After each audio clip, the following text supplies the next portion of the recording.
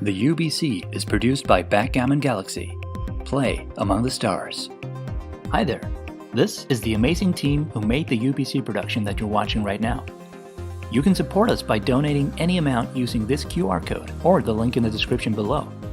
Donate $50 or more to get a personal shout-out later in the video by Marc Olsen. Donate $1,000 to get a shout-out and your own custom avatar on Galaxy. Thank you so much for your support. Another way to support Backgammon Galaxy is to place your sports bets on betgalaxy.net, the fastest way to build your Bitcoin bankroll while Bitcoin is skyrocketing. betgalaxy.net is a Bitcoin-only bookmaker created by the Galaxy team and accepts players worldwide. Create an account now and place your sports bets. Welcome back, everybody, to match 11 of the UBC between Mochy and Hideaki Ueda. I'm Nick Blasier, and I'm here with Marc Olsen to do commentary on this penultimate match. Yes, nice to be here with you, Nick. It's been a long journey so far. Yes, it's been so exciting, so much fun to watch too. And we're nearing the end for the first time, I think, across the entire match with Mochy with a very clear lead. The champion coming in and maybe going to pull this off. Yes, Mochy made a great comeback, was down 4 points, and all of a sudden in the match 11 he's finding himself up 2 points, and even the PR average differential is narrowing. I believe, was it 0.14 in PR average difference now, Nick? Yeah, I think that's what it was. I think it was close to like 2.7 to 3.0 at the end of match 10, and maybe that's basically like moved towards the center from both sides. After match 10. A little bit. Yeah. And if I remember right, it was just like one of the strangest plays that we've seen kind of in the whole challenge that Hideaki just overlooked, didn't even see it. I think the first instance of that where someone didn't even see the best play available, right? Yes. Maybe really we've had a couple of them, but not to this magnitude that we saw yesterday. Right. It was a truly puzzling checker play, a prime versus prime 3-1. All these things going on that we dissected with the Super-Grandmaster analysis. That was really a key decision. And but I think even without that decision, Mochy was probably going to win the PR battle still yesterday. Yes, that could be. And it was close. I can't remember. Yeah, it would have been close. But I think also one of the storylines again this year, like last year, is that Mochy started out slow and is just picking up momentum, and he's actually been playing below a 2.0 PR in the last 4 matches. So that's a little bit peculiar. What do you think about this, Nick? Yeah, it's consistently the story. I don't know exactly what that's about with him, if he really does have those first game jitters or what, I don't know if that means we just expect him to play completely lights out in these last 2 matches. But if we look at all the stats up till now, it's really, it's so easy for 2 points to go either way, right? So could just end up with the whole competition resolved after this match, or we could end up tied again. Who knows, So if Mochy wins 2 points, it's all over. Mochy is the new UBC world champion of 2020. If it's a 1-1, we need to go to match 12 where Mochy has a big lead. So Hideaki basically needs a 2-0 either today or in match 12. Yeah, very true. Yes. Okay, so it's going to be exciting to see. I'm just cheering for the players to play well. I know you are as well, Nick. Yes. So far, both of them have played super, super well. I think especially Hideaki he's gained a lot of fame in this UBC. He's got a lot of fans now. The chat goes crazy every time he makes a good play, and people really start to realize how strong of a player he actually is. Right. So that's cool. Of course, Mochy we know already, and we expect high things, a high level from Mochy. But Hideaki is taking the world by storm, so I think that's really cool. Yes, very awesome indeed. Well, I'm ready. Okay, let's check this go. match out.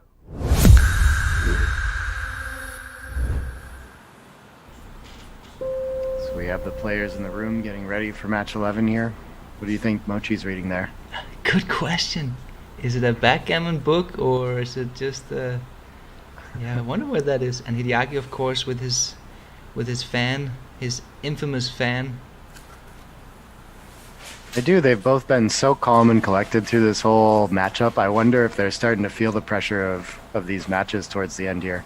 I think this look at Mochy. This is a lot more preparation than I'm used to seeing from Mochy. Maybe he's always been doing this. Wow, but I wonder what that is. It looked like some sort of karate or tai chi move or something. Whatever it takes to get focused. Yeah, he was centering himself. He knows that now is the time to put on his A game. Yeah, it's something that hasn't occurred to me to ask about either of these players, but very underrated piece of live play for sure is just making sure you've got your mental game in the right place at all times, you know? Yeah, for sure. And I was actually thinking about this with regards to Mochy. Mochy is used to traveling around the world and playing backgammon tournaments, but with this Corona situation, he hasn't been playing all that much this year. So maybe that's what we saw in the first matches where he was playing a bit higher, or the first part of the UBC final. He was playing a higher PR than we expected. Maybe that's the thing. Maybe he's just a little bit rusty. Yeah. We've been, streaming these back to back, of course, but I believe it's been day 1, 2, and 3 were all separated by a week each. Is that right? Yeah, something like this. Yeah. Yeah. So in real life, they've had some time to study and adjust and things like that. But it's still, maybe he learned a lesson from that first day and realized that he's not as sharp on his live game as he's used to being or something, Yeah, could be. But challenging 6 here, I guess. This is, you're being blitzed, so you're kind of scared of leading blots anywhere, but he's made this kind of play before, too, feeling that it's safer. It duplicates the 2s. Yeah, but I think this is a cube. I think this looks like a very clear cube from Mochy. Even though it's a double 5 blitz with no checkers on the bar, which is usually not a cube. But at this situation, there's just blots all over the place. It was a slight inaccuracy of Hideaki with the 6, but who can blame him, because it was a very, very tricky one. Is it still a cube, do you think, with just if you run out there? That's interesting. Maybe not. It's probably borderline if you ran out. But in this case, it is a cube. Wow, that's a powerful roll for Mochy. There's a big swing coming up. Obviously, it was an easy take because it was an early double 5 blitz with no checkers on the bar. Oh, that's not a good roll for Hideaki. Now Mochy has a huge initiative here. Yeah, but he does have to follow up on the blot on the 4-point as well as the foot down for the anchor. So I think Hideaki gets back into this game next roll quite a bit. Yeah, this was a very poor roll for Mochy. He wanted to either continue the attack or at least shut down that slot on the 4-point. Oh wow, I would be inclined to play 24 to 18 here with the idea of connectivity during blitz, but it's actually better to go. This is your style play, Nick. Just go all in for the blitz. I was noticing the same thing. It's another. Finally, I get to be right about the stylistic thing, right? Yes. So what's up here? I think the reason is that there's gonna be so many return shots, almost no matter what Hideaki rolls, that blot on the 7-point is actually really useful. Really, really useful. Another kind of common rule of thumb is not creating good 6s from the bar. He doesn't have anything to do with them if you stay anchored like this, where you do get something productive. That's true. If he splits. Yeah, I mean, obviously you would get a lot of shots either way, but yeah, I think it is true. Like, for instance, imagine a roll like 6-5.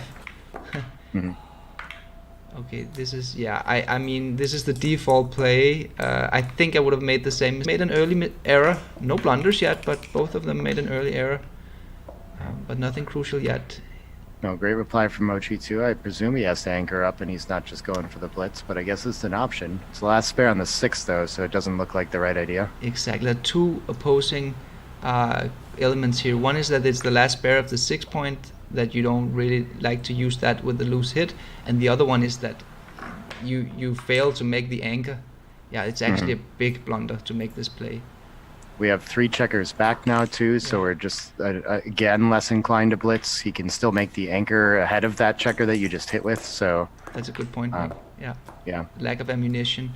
So Mochy does come to his senses here. I think he wasn't really close to making the other play at any point. He was just looking at it, making sure that he plays thorough. Oh, look at this. This is a difficult tactic to find. Oh, yes, of course. Yeah, he sees it. This is the Sander Lilov play. Good for him. He was the one who taught me this play. Yeah. I miss these all the time because you're just not thinking about double twos, spending them on 3-days, and he's not confident enough to make it. They're close. Yeah, they're close, but Hideaki missed out on making such a cool play, which is the shifting play. So it comes up when you have the 3-point made and you roll a double deuces. Yeah. The hit is great because it disconnects the back checkers, it puts your opponent on the bar, takes away half his roll. Yeah. Oh, interesting. I was thinking this 13-5 attack is what we're back to, but getting the checker moving is worth more. I just hate hitting behind that loose checker because now, both shots are so strong, right? I guess they still are if you hit the front checker as well. Yes, actually, this idea when your opponent has 2 advanced back checkers, there's not a big difference between hitting on the 5 or on the 4 because you're giving your opponent 2 good rolls anyway. Because a 5 is still good because it anchors up on the 20-point. I don't see any options here other than coming out to the bar. 8-5. That's interesting that you can consider slotting. That is interesting. And wow, we're mostly turned around here now. What is this for Hideaki? He's got a checker on the roof, 3 more back on that anchor, threatening to make the 5 with a couple rolls, but until he does that, I think there's just too much life left in this position. The fan comes out. Yeah. Do you remember the meaning of the Japanese letters, Nick? I remember it says Akiko's name on it somewhere, and something about like never giving up. Never give up, yeah.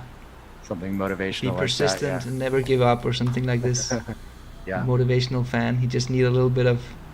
What do you think here, though? Do you see a cube in this? It doesn't. I don't see the market loss. I don't think. But there is a market loss here, I think, because he's also had 18 pips. Yeah, I like the cube, to be honest. He has a little bit. He has a little bit more prime value. Mochy is getting hurt by his impure structure here. It decreases his contact value. Look at Mochy smiling. He knows this is a tricky decision. I mean. But you think the pass is the question?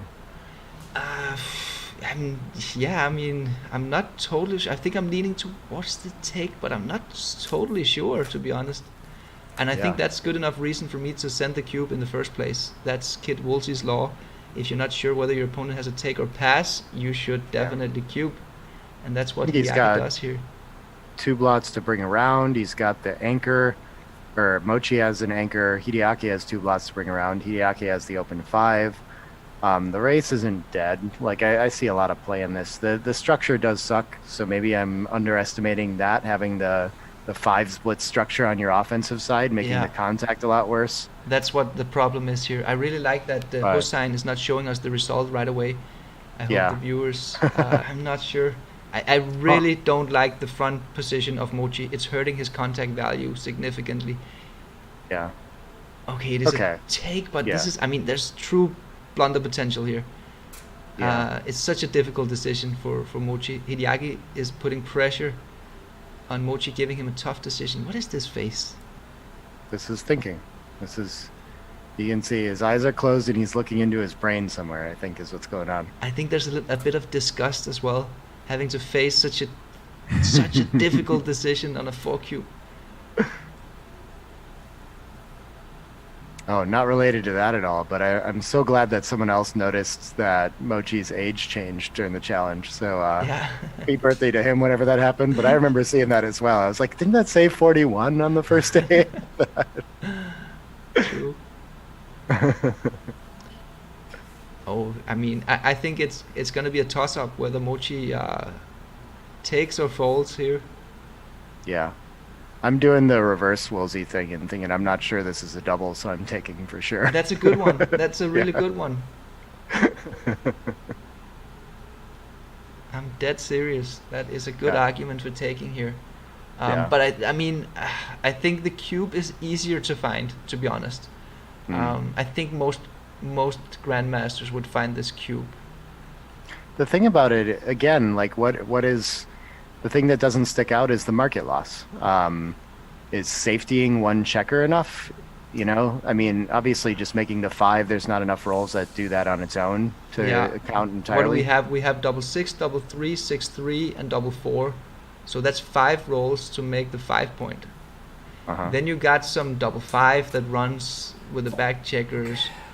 Yeah, you got some sequences where you just run with the back checker and Mochy fans. That's also pretty bad. Because you got the gammon rate. That's the problem here. Oh yeah, you know what?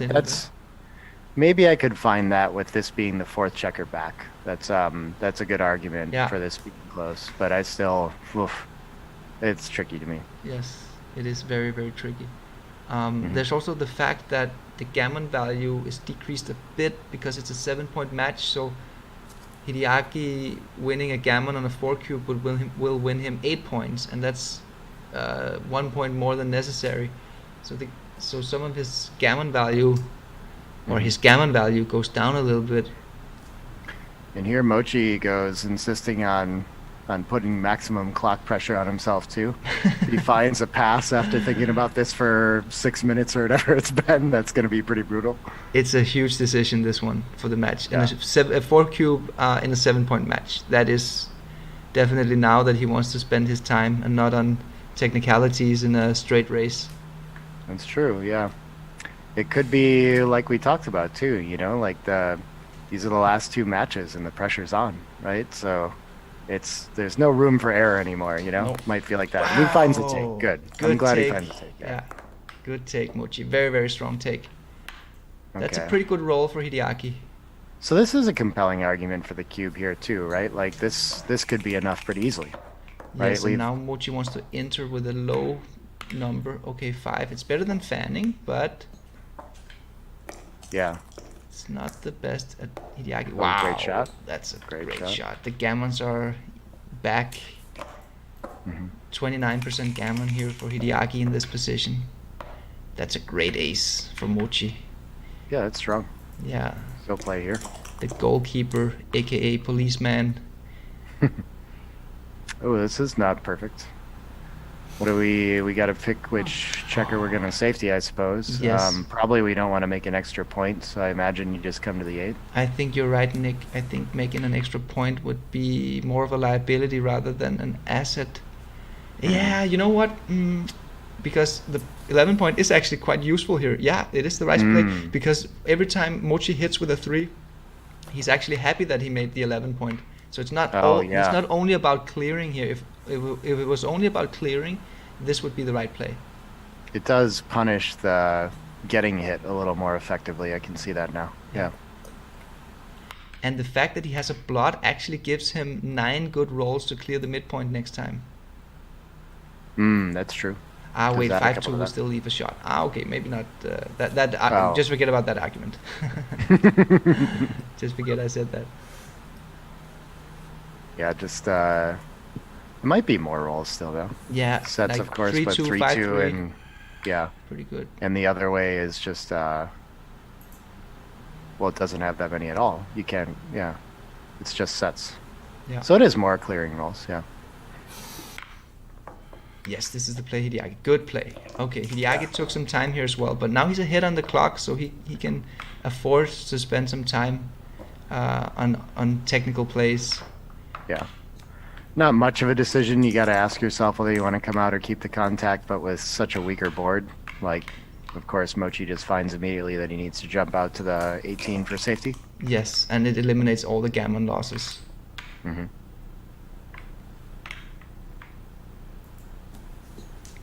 And the contact is going to be tough to generate a shot here. Yeah. So Hideaki is looking strong for 4 points. He's down to 8.9% winning chances in this position. Mochy. Maximum sweat for the next match. I think we need him to win this game. Yeah. And what about the PR race? Let's see if we can have a look at the summary. 1.9 for Mochy, 3.4 for Hideaki. Okay, so Mochy is ahead in the PR race, and most likely Hideaki is going to be ahead in the match score.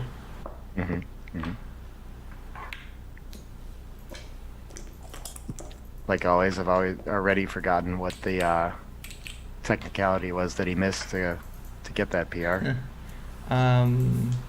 They made an early error, both of them, which was justifiable. It was kind of tricky positions. But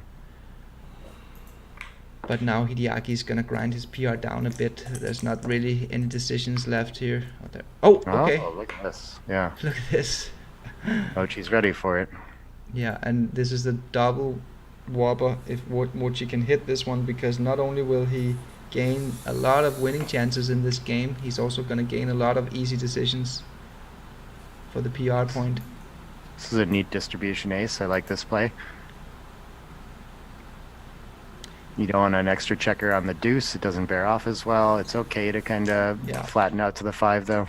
There's also a little bit of the safetying a blot if he gets hit. He has to enter a hitting contest. I see. Okay, Mochy missed the critical roll, and now the game is all over. There's a little bit of gammon here, isn't there? 4%. A freak race gammon. Unlikely, but possible.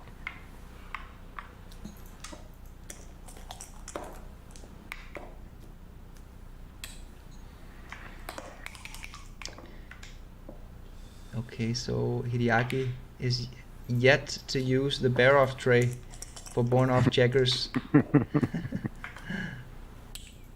But at least he places them in a pile that we can actually see from this camera angle.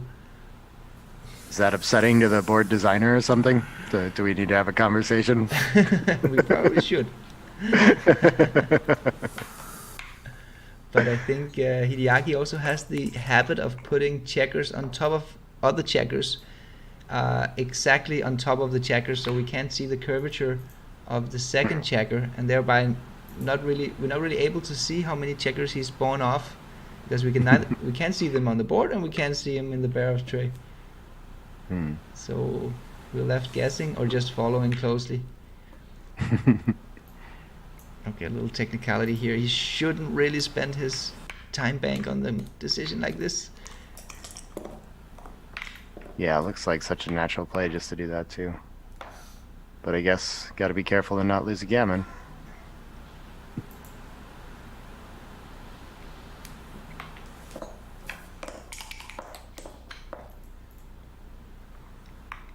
That's a crossover. Now we're down to 0.7% gammon now. Mochy would literally have to roll one of the big doubles, and he doesn't. And that's it, I think. Should be, yeah. Yeah, that's a gammon. He can just resign a gammon here. Or a game, you mean? Not a gammon. Oh yeah, sorry, a single game. He can just resign a single game. My bad. Yeah. That would be a big blunder. Yeah, and there's the resign. Okay, so great start for Hideaki. 4-0. Much needed. Much needed, yes. He needs to come out and win a 2-pointer. Hi everyone, this is Mochy. Let's play Japan Open this May. Come get us. Or a 2-point win here in this, either this match or the 12th. I mean, could you imagine Hideaki winning 2 points here, Nick? How exciting that would be coming into the 12th match. In that case, Mochy would need a 2-point win. Yeah. If it's a 1-1 here, oh no, then Hideaki would need a 2-point win. So either way, we're gonna see a 2-point. We need a 2-point win in the 12th match for either player, because if Hideaki wins 2 points here, then he's gonna be so much ahead on the average PR that Mochy needs to beat him. This 3-2 is interesting. Is he's down in the race so he can do something bigger? No, yeah, that's the wrong idea. You don't want to step up when you're down in the race here. It's better to slot and start your development. Yeah, you found the 13-10 though. I like that. 13-10 is pretty cool, but it would have been better with accompanied with 6-4. Tends to be the case, yeah. This is a slightly inferior variation from Hideaki. He could look at the other play, how beautiful this is. Yeah, look how flexible he is. And that slot on the deuce point is actually not that bad, because they're gonna be hitting covers, and it can cover next time. Okay, double 5 from Mochy. That's great, because now he gets to keep up catch up in the race. Ace point? That's a bit weird, Mochy. It unstacks. This looks weird for distribution, so I can see why you would pause about it, but yeah, just must be the play. Yeah. Much better play. Good play, Mochy. 2-1, great shot. That is and he saved himself that shot with his 6-4 play, right? Yes. Okay, that's also pretty good for Mochy. Pretty even game, this position here. There's a slight edge to Hideaki. Look at this play. Yeah, exactly. The hit and cover. He turned the slot on the deuce point into an asset. This is, I guess you must want to enter deeper here, right? And then I guess probably because Mochy is actually up 7 pips after the move, so maybe he's. Well, you don't want to invite. I mean, he's got, I guess, similar boards, but I still don't think you want to invite being hit on the most desirable point. But look at that. No, you're right. Yeah, it's close. Yeah, I felt it was close because both plays have merits. Here, it's slightly less risk and slightly less reward, but it seems that the risk and the reward evens out. More or less. It's actually a little bit better to come out on the 21 point because you're ahead in the race. The 6-2 just looks like the more natural inside the board. Like at least you start a point. That's maybe true. You don't want to blot 2. You know, I don't know. This is tricky. 6-2 is way more efficient than 6-3. But there is the thing when you got one man back and you're fighting for freedom, you want a tight inner board. Now is not the time to play with blots in your inner board because you're gonna get attacked. And so it's a tactical disadvantage. 5-1, that's definitely gonna hit. And then the question is, do we pick it up or do we stay slotted? Yeah, I don't see the value in leaving it slotted because you don't have another ace, right? So true. I don't tend to find lift plays, but this one looks pretty clear. You don't have another ace, and there's a big risk in getting hit because if the race is so close, you don't want to lose all that race equity. Yeah. Now I expect we have to enter high. Especially don't want to activate that dilly builder on the deuce. Yep. I agree. Yes, exactly.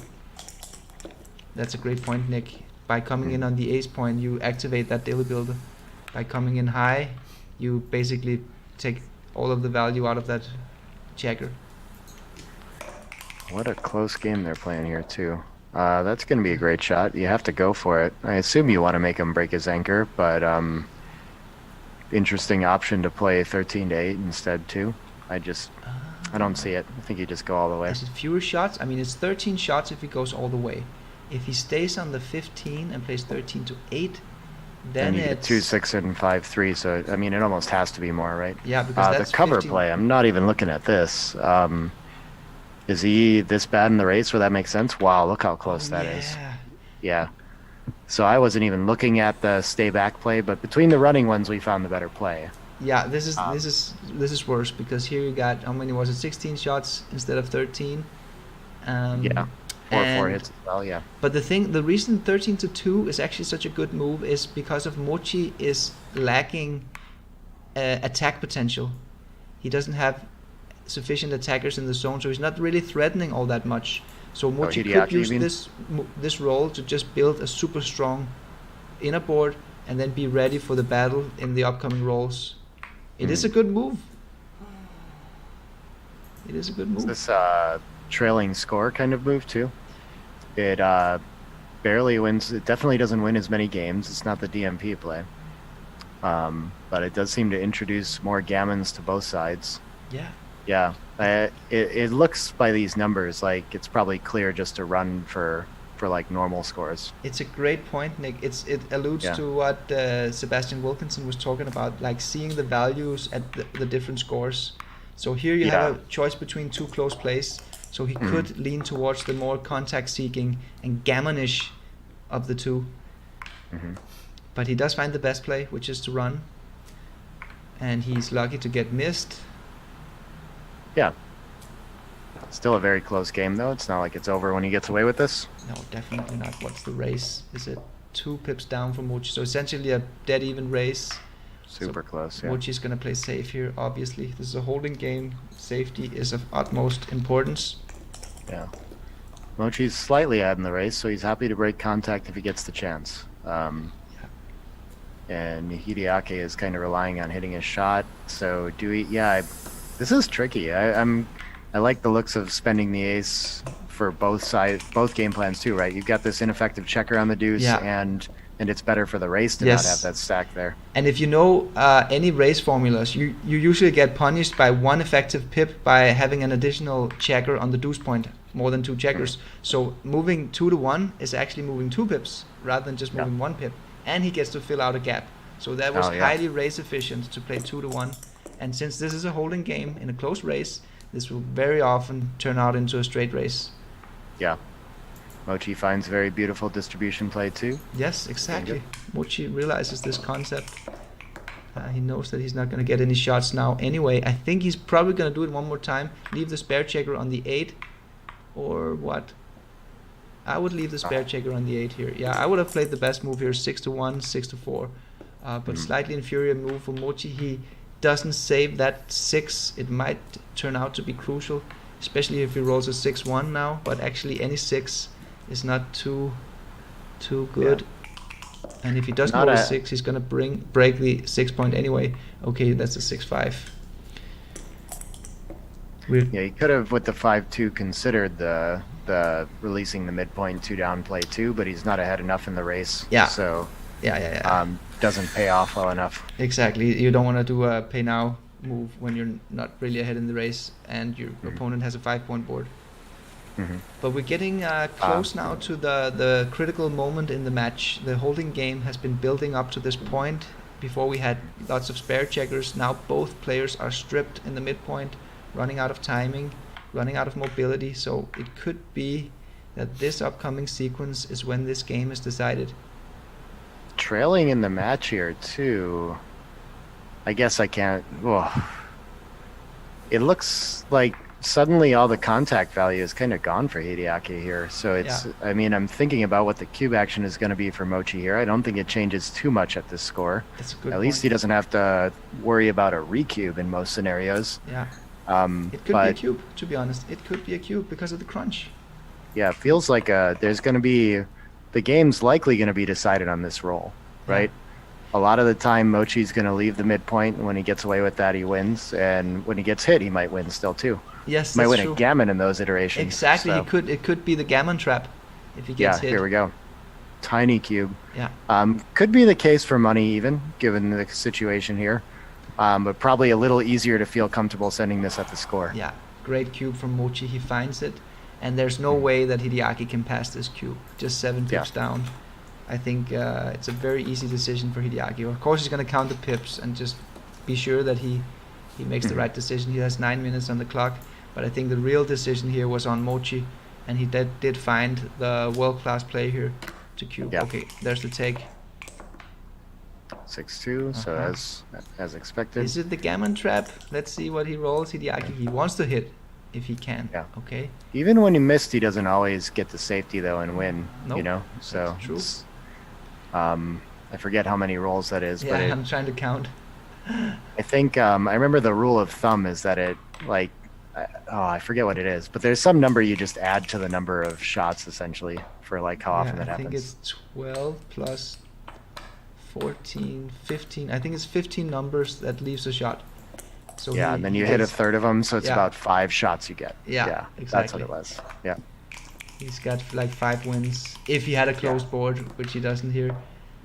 So this looks like a 2-point win for Mochy. But a good take from Hideaki. I mean, not too eventful of a game, just a standard holding game, and Mochy hit that sweet spot just when he was in the doubling window. The cube came flying, and Hideaki had a pretty easy take. Yeah. There wasn't anything eventful in the PR race, I don't think, in this one. No, both of them grinding their PRs down to the low ones, I believe. That's always exciting to see. Yeah. 1.0 for 1.2. Well, I think Mochy had given away more equity somehow, though, overall, but has more decisions. Yeah. How many times have you answered that support question with Backgammon Galaxy? Yeah, it's become a meme. Why is my PR higher when I made less errors? Here it is. Look at this. It happens to the champions in the UBC as well, so it's fair at least, right?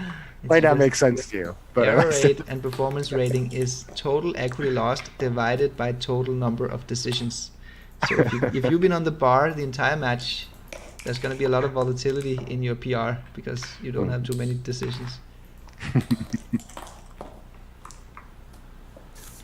This is a 2-point win. There's the resign, and look at the PRs, Nick. Both players. So close. Anybody's match still. Yeah. No one's made a blunder, maybe a small error here and there. Oh, look at Mochy. Yeah, third match of the day. You know, that's exhausting. Yes. Yeah. Centering himself, taking a deep breath, making sure that he stays in the zone. We're ready. Are you? Melbourne Backgammon International, online from February the 1st. See you there. He's competitive. He wants to win, you know? I don't know if Hideaki has that same kind of pressure that he puts on himself internally, but I know Mochy's that kind of player. Yeah, it's really interesting to see, because I feel like in day one, I wouldn't say it was nervousness. There's just a little bit of anxiety, you know, for both players, and especially for Mochy, I think. And then on day two, he was kind of humbled because he didn't play well on day one, and he started to play better. And now we're just seeing Mochy, the competitor, like taking deep breaths, being super focused, and just playing a sub-2 PR. Yeah. This is a tricky decision as well. I guess you pressure the blot with the split, but it's just so tempting to take that distribution 6-5. Yeah. It's close. It's a borderline play where both plays have great merits. Splitting is usually better, but in this case, Hideaki is ahead in a priming battle because he has got a pure structure and slightly down in the race. So 6-5, flexing the builders did make a lot of sense as well. Just aiming for a pure prime, but so it was borderline. Yeah, 13-8 looks like the play here. It feels like a weird waste of a roll, but yeah. You get better distribution. There's not really anything better out there. There's also this one. It's definitely worth the thing. Yeah. Never feels right to step 24 to 23 though if you can avoid it. That's true. It just looks a little bit wrong with the back checkers having both of them stepped away from the 24 point. So he does make the best play. Good play, Hideaki. And now Mochy has this similarly weird 5-1. I think he... Okay, yeah. Coming down with the 5 would have also been fine. I think that was the play I was looking at. But Mochy chose to come out. Both interesting. Hideaki is super excited to make it advanced anchor in this game. The third checker back is tough though. That could bring the cube back into consideration. Oh, a fan! What a sequence for Mochy. No, I think he's still far from a cube, isn't he? I expect so, but yeah, it's 5-away, 3-away though, so it's time to start thinking about, you know, I've got a threatening gammonish position. I think he was correct not to double. Yeah, I expect so. Yeah, but if we see another fan here, we do see another fan. What about this one? This one is different. Now he's up 29 pips. He's got 11 checkers in the zone. Worst case scenario is that he's going to be in a holding game position. So I think this is a cube. Yeah, There's the cube. There's the cube, and his PR just lowered with 5 million points. Yes, it's a cube. Yeah, should be a pretty trivial take, but so there is 15% gammon in this position according to XG++. So that, I mean, that makes it a little bit tricky. I think that's what Hideaki is realizing here, that it's not a completely gammonless holding game. Yeah, but you have the anchor, even if it's not an inner board anchor, and your opponent's position is like quite sufficiently impure, I think, to play this out, you know? So I think you must know that you have a lot of winning chances in this, that it's going to take a lot of work to get home. Yeah. Yes, good take, especially that blood on the 16 point. The blood on the 16 point, I mean, it's going to go to safety, but the problem is that Mochy needs to use at least half his roll to get it to safety. So with a good construction number like 5-3 or something like this, he can't just freely make the 5 point. He has to use half of his roll to safety that blood. Yeah, and I'm making that 11 play pretty automatically as well. Interesting that that's one of those stack the 6 safety kind of plays. Yes, that was nice play. Ooh, this is tricky. I don't think you can afford to make the 5 point. No. I would be surprised if this was right with leaving a double shot. I guess if you look at getting hit with the 3s and 4s, it's really loose. I don't know if, I mean, it's not what Hideaki wants to do. Is the gammonish play? I mean, maybe it's not that outlandish. Okay, it is. Yeah. It is. Yeah, 137. This is the thing, though. Like, anytime you get a chance to make that best point, like, you have to think about it. I think his head's in the right spot thinking about it at the score, too. But probably he'll find you want to, right? If you're in Mochy's position trying to win this match and win a gammon that you weren't supposed to get, you got to look at this play and see if maybe you can make it work. But I think he'll realize that he's got something better. Yeah, it's true. Mochy is open-minded to this unorthodox play. But I mean, when is it ever right to leave a double shot in a holding game where you're up 29 pips before the roll? It's a fair argument. Maybe at 4 away, 2 away, you could make a case for making that play, but it was really aggressive. So Mochy came to his senses and made a much more consolidating play. Mm-hmm. That seems fine as well. He looked at both, but it's another holding game. Again, the holding games are not too difficult to play from a PR. That's a very nice shot, though. He's putting more pressure on that goalkeeper. Oh, yes. So the 5 is likely, I think stepping up makes a lot of sense here. I'm not sure you're gaining from the contact anymore. It could actually make sense because, I mean, you do gain from the contact, but the question is, at this score, is it too expensive? Because you're going to lose more gammons if you stay back. Mm-hmm. Especially on the double 6, 6-4.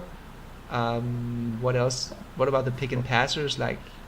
There's certainly going to be 6s that are forced to hit loose that wouldn't be if he stepped up, and he's down so much in the race that it's a consideration, but I don't know. I just it looks like a liability to me in this position, less of like a gain from contact. Yes, because of the gammons. I think that you're right, Nick. I think in a money game situation, I would stay back. Interesting. Just because of it is quite a lot of contact that you're giving up. You Did do you win see more the games. PR race there too? Oh yeah, what was it? So super close, huh? Wow, super close. Yeah. Super close. For money, I wouldn't be certain of this either, right? Which makes me lean even heavier towards stepping up at the score. I agree. Yeah, that's my process as well. I'm not sure for money. Yeah.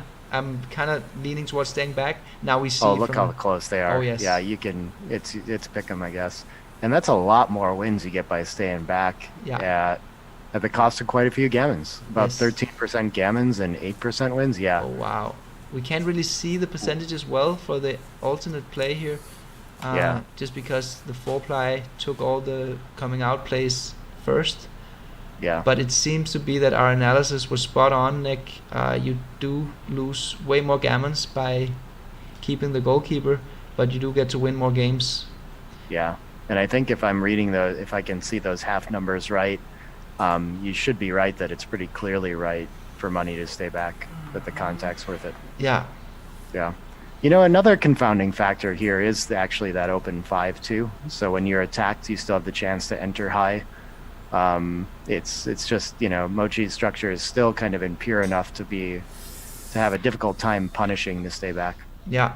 And the resulting position here, okay, he does stay back, interesting. The resulting position leaves them with an equal number of points in their home board. 3-point board versus 3-point board. So Hideaki's not outboarded. So he's not really that much incentivized to make a safe play. Mm-hmm. As we know from McGreal's criteria, safe versus bold play, when you're outboarded, you should tend to make safe plays. This is confusing. This is another one of those where like the contact is happening now, so you're not particularly inclined to start those 2 best points in your board. This appears to be the best you can do. I like the look of that, just giving up the mid. I don't, you know, Yeah, you're right, Nick. Giving up the mid is indeed better. I think that your first explanation was the right one, that the fight is now. He might get a shot. So what do we need blots in our inner board for? Yeah. And the midpoint's got to go next time anyway. So why not just clear it now and remain flexible? It's not all that often that it generates a double shot on the mid when your opponent has to leave either. So it's pretty common to give up the mid when you have the bar point like this. I think one of your GMs mentioned that. Yeah. So look at this. Yes, I was just about to say it. Now you shouldn't play safe. You should just make the 5-point. Exactly. There was one safe play which was super ugly. And he's got to go for it here, I assume, right? I'm not sure. Wow. Yeah, he has to hit, but it could be the gammon trap. Yep. 9 to 8 he's looking at. Clean up a blot. That makes a lot of sense. 5 blots are on the board. Oh, this is not a play you like to make at the score, huh? Yeah, a small inaccuracy here for Hideaki, and actually Mochy is now ahead in the PR race. And a fan is very huge here. Yeah. Oof. 6-2. Any reason not to make a 3-point here? Well, you'd like to safety any of your back blots, preferably, but I don't see a way to do it. So if you could link them, I think you'd do that. Yeah. Nick, we're missing a name for the perfect 4-point board here, because we've got the rack, that's the perfect 3-point board, and then we got the beast, with the perfect 5-point board, so we gotta come up with a name with the perfect 4-point board. I'm gonna leave that up to you guys, I think. Okay. Yeah, wow. That's a hard play to make. Yeah, it's a word destroyer. and annoying play to make. Yeah, so it's like the thing is, it just like he has free reign to attack you on the 23 now. Yeah. Like this looks like it has to be a loose hit. Definitely. He's down in the race. He doesn't want to give Mochy a chance to escape. Yeah. I'm surprised. I guess he's not that low on time. I'm surprised he didn't think about it more. Like 8-4 looks like the play to me on Mochy's side to avoid something like this. Yeah, I'm not sure he's excited to hit a direct here. shot. It was interesting to see. Oh wow, 6-2. That slotting the 7-point was actually pretty good for Hideaki here, because of the blots in Mochy's inner board. So slotting the 7-point is an aggressive play as well. What a shot! I think it's not just going to continue. He's going to try to close out and win a gammon for the match. Yeah, okay. Exactly, and you stay on the 19 point, so you get a double shot next time. And pretty much everything hits here. Yeah. Yes, he wants something small. Okay, he doesn't get it, but at least he can continue the battle. And this could be the match pretty easy. Maybe.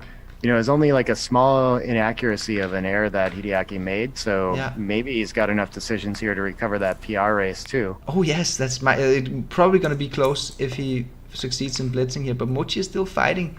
It's not over yet. Mochy is in desperate need of a deuce here to anger up and avoid getting gammoned. That's an ace, okay, not totally horrible. Yeah, I don't know how all out Hideaki can go for the blitz here I too. think he can be pretty aggressive. Oh, actually, look it's how close. Close this is. Yeah, he's got 4 checkers back. The score considerations. There's a lot of reasons to think about it, but he just went for it. Yes. Great ace from Mochy. He anchors up. Now, an ace point game could be the kind of game where you find a cube at this score. Could it? I mean, there's so many gammons with 3 men back. Yeah. With how trashed his board is too, but if you get into a position where it's just you could lose, then oftentimes you do have the right number of wins to claim or force him to play for the match. That's true.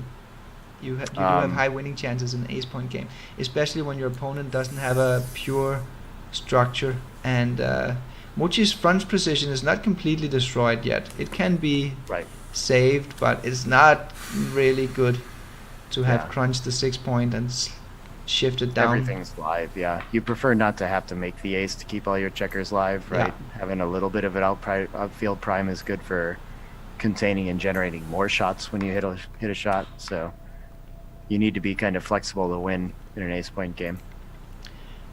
Another technically difficult double twos here for Hideaki. He's not going to make a blunder here, but I like this play though. This looks natural to me as well.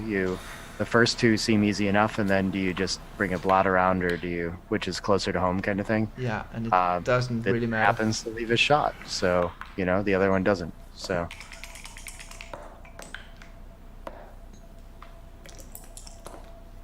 So he's going to run a back checker with the 5 or 6. With 3-2, he could slot the 6 prime from the rear, but... Neat. I was looking at 16-11, the double falcon-ish play against the midpoint.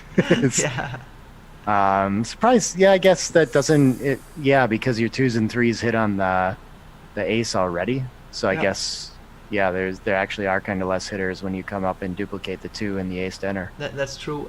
Exactly. Yeah. And that's the problem with slotting the 7-point is that it simply leaves too many shots to your opponent. He gets a good 1-6, and you're gonna be split in the outfield as well because you have to play the 3 somewhere. Ooh. Okay, 1-4 plays a lot better when you keep that point. Oh wow. What a nightmare for Mochy. Okay. That's how the freakish thing begins. Oh. Is this what he has to do? It's only 13-8 can't be the play, yeah. No, definitely. Yeah, it's not a bad roll for Mochy. He gets to clean up. Mochy is just trying to not lose a gammon here, essentially. And that's his main mission. Looks good. More contacts. He wants a 6. Oh, that's a great 6. He was just touching the checker on the midpoint. Yeah, I kind of looked at that first, thinking that he had to play from there, but less 9s than 8s, but this adds 12s instead of 11s. I mean, it must be less shots, and you probably want to be connected to your anchor. So as long as he doesn't play 4-3, because that would be a poor ace. You want that spare check on the 4 point, so you're less likely to crunch the 4 point later on. The bot preferred 24-17 though. That's interesting to me. Yeah, I wouldn't have found that. No, Very I think small. I would have done the same as Mochy. Wow, look at this. I think he needs to come out. Come out. If you want to win, I think that's the play, but that's scary. And I think he does want to win. Yeah. Yes, it's a clear play. It's the best way, and I would nearly say the only way to win is to come out now. But of course, that's not completely true, but partially true. He does find it. Good play, Mochy. It's only 8 shots? Is that what it is? Yeah, and... that's not one of them? That's not a good shot at all. This is not looking that bad for Mochy. Look at this. It leaves a direct double shot. Yeah. But 6s are duplicated, though. It's still a lot of work to get. I don't think he's going to hit. This. Yeah, this cleans up.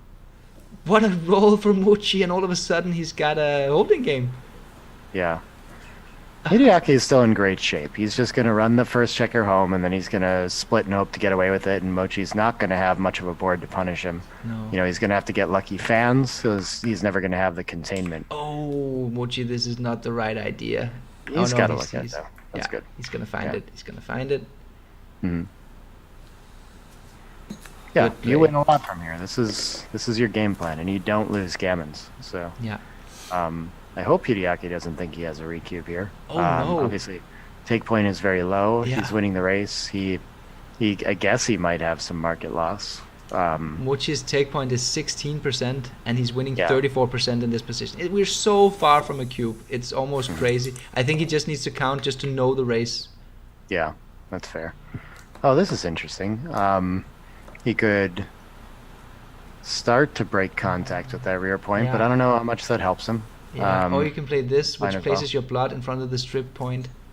Yeah, and it allows returns, so that's kind of nice. Yeah, okay. Look at that, I wanted you to make the 14 though. Okay. Yes, it was, but it was close. I think, was it 15 millipoints or something? But again, I mean, that might be decisive when they're playing a sub-1 PR. Yeah. Oh, and he just can't clean up. That's funny. 2 rolls to safety that single blot, and he hasn't gotten there yet. I think you want to keep connection between the outfield checkers now.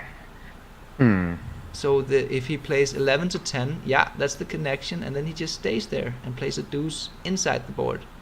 The other deuces are bad for the race, though. I don't really like having to do that. Especially I'd probably just play to the 8. Yeah. This is actually the best play. 4 to 2 is slightly. I would have played 5 to 3, believing that was better for the ace, but it's probably got something to do with saving a 4, an effective 4 to play. And aces are pretty efficient as well with 2 to 1 later on. Fine, and this is a close race. You have to leave a shot regardless. Maybe it's better to clear that 18 point. Yeah. Now the race is so close that he can actually win the race here when he clears the 18 point. And I guess all the other alternatives are just so bad. Right. It's hard to find though, because you're not, like, when you get away with this, you aren't winning. Right. Yeah. So it's just this feels like maybe it's going to generate more contact and you'll get more late game shots, but not really, given that your contact isn't 6 pips away from the 16 there. Another world-class play from Mochy. He's just not making any blunders now. Wow, look at this roll for Hideaki. Punished. Yeah. Oh yes. And we're back. Gammon's on again. Oh yeah, that's true, because with the four checkers in the outfield, he needs to enter with an ace as fast as possible. Yeah. Wow, what a shot that was from Hideaki. 6-2. I think you just play aggressive here, don't you? More ways to attack and close out. I think that's your real path to a gammon. That's taking a checker off right now. Great isn't point. as important. Great point, Nick. The quickest path to winning a gammon is by the closeout, or through the closeout. Wow, he's making it awkward though. That is. What awkward. Is that okay? If he's decided he's not going to slot, then that's your 4. Oh wow, the best play is 5 to 1, 3 to 0. Can you believe it? Wow, slotting play. I do, yeah. Look how many more gammons it is, and your opponent doesn't have a board to punish it. So, and this distribution is just going to leave a lot of shots anyway. That helps a lot, though. That cleans up quite a bit of his problems. It's gonna be difficult to win the Gammon now for Hideaki. Yeah, that's the problem. 3-2 is not a good roll. Gammon chances just increased a bit for Hideaki. Okay, 3-2. Yeah, I think rip makes sense to me. There's no attacking play that really makes sense. Now he's got the same 4-point board Mochy does, so not really benefited by going nuts there. Just gotta hope to take checkers off really quickly.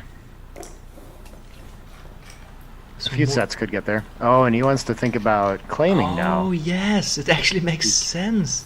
He can lose this game potentially, and the Gammons are almost not there, but he's still too good. Okay, yeah, 13%, that's quite a few. Yes, he's 94% favored here, so those 15% Gammons, they are worth the pursuit.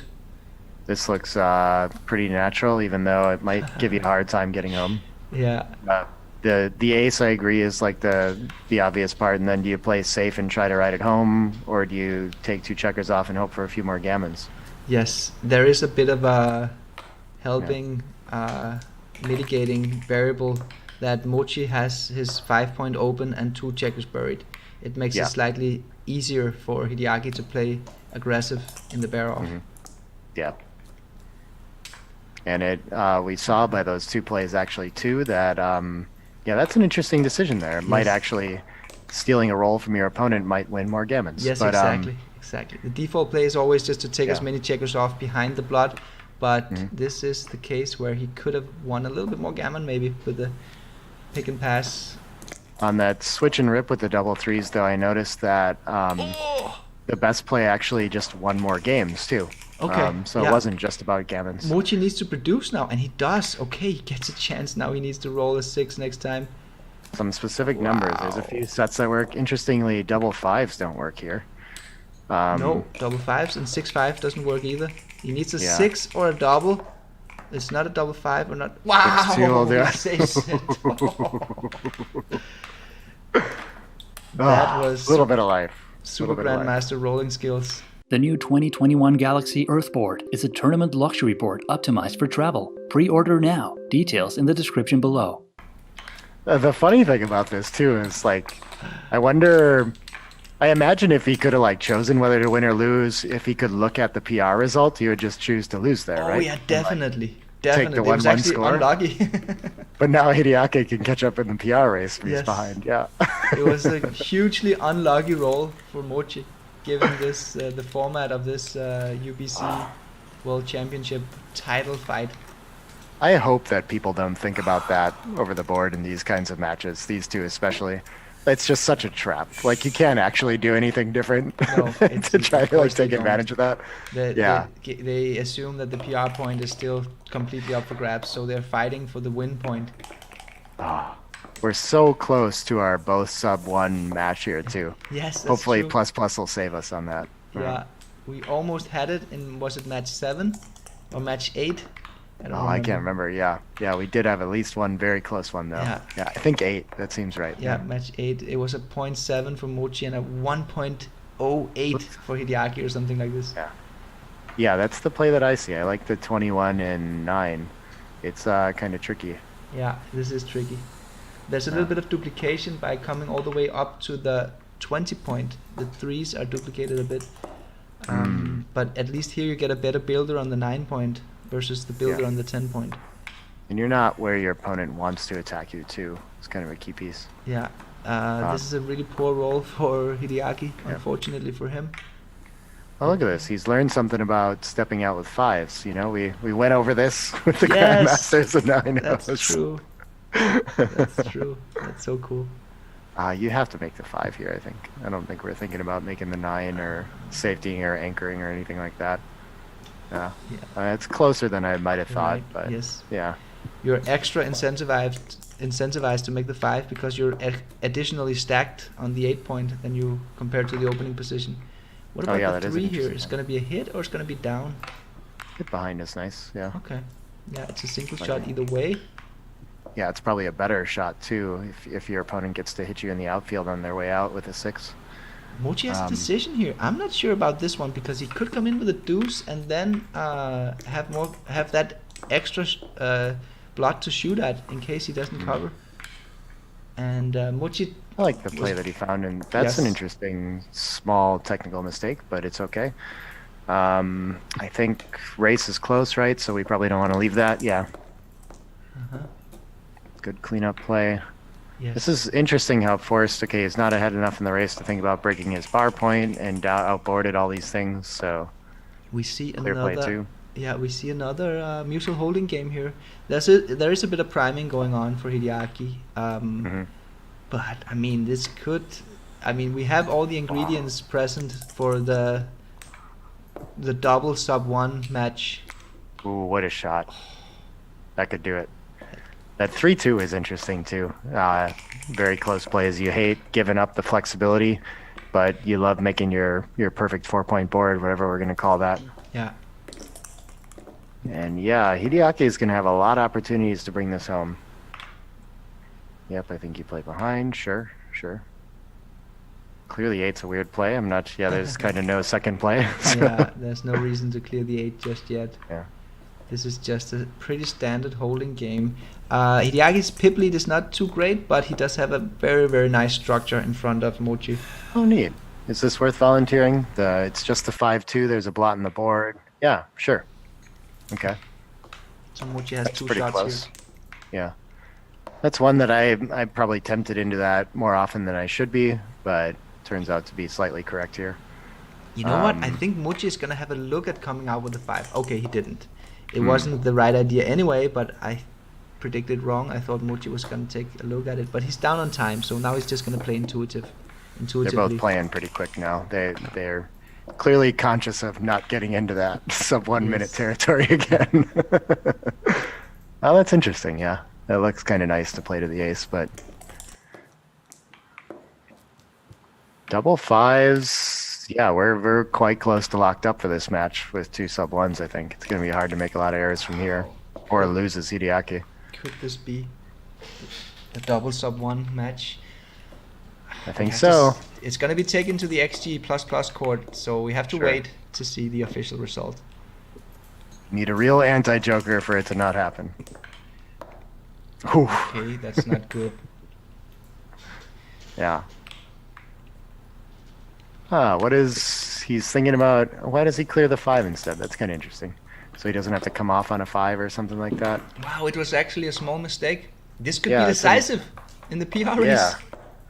It's not that big, but it's an odd one. I'm not sure why you would do it, kind of thing, you know? And it's enough to swing the PR a little bit. Both players having decisions here. The PR still going down, down, down. Mochy has to run now. Mochy actually wants to roll something small like this, because then he gets a decision at least. A decision in Extreme Gammon is when you have an actual equity difference between 2 choices. 2 or more choices. These can be awkward with no checkers behind in case he rolls a deuce or an ace. But I think he's pretty okay here. He's in a really, really good shape. I guess Mochy wants to roll a double 6. Oh yeah, he does roll the double 6. Because then now he doesn't get a decision, does he? Oh yeah, he does get a decision. Yeah. So he maximized both winning chances and a decision there with the double 6. That was a joker. And this is actually it's dead even. 50-50 according to Extreme Gammon in this race position. I didn't realize that. Overthinks this and chooses not to take a checker off. I presume that. I'm not sure why you do that. Yeah. According to 4ply, it was a 5 millipoint error from Hideaki. Again, that might be the deciding move in the PR point. Okay, we haven't seen the summary tab from Extreme Gammon in a long time, so the transcriber Hossein Paknahat is creating a lot of suspension here for us and the viewers. Great roll. Oh, that's a huge roll, 6-5. Now he's a big favorite, Hideaki. Mochy needs to produce. This feels like we're going to be dead even into. Oh, look at the PR race. 0.97. 0.92 versus 0.97. And so maybe not dead even. I thought Hideaki had done enough to kind of catch up here, but maybe not. Double 4 is a huge roll for Mochy, at least, but it's not a decision. Oh my gosh! So on the table still is a 2-point day for Mochy, right? Not that likely, but yeah. And again, not a decision. Hideaki only fell 1 pip in the PR race last time.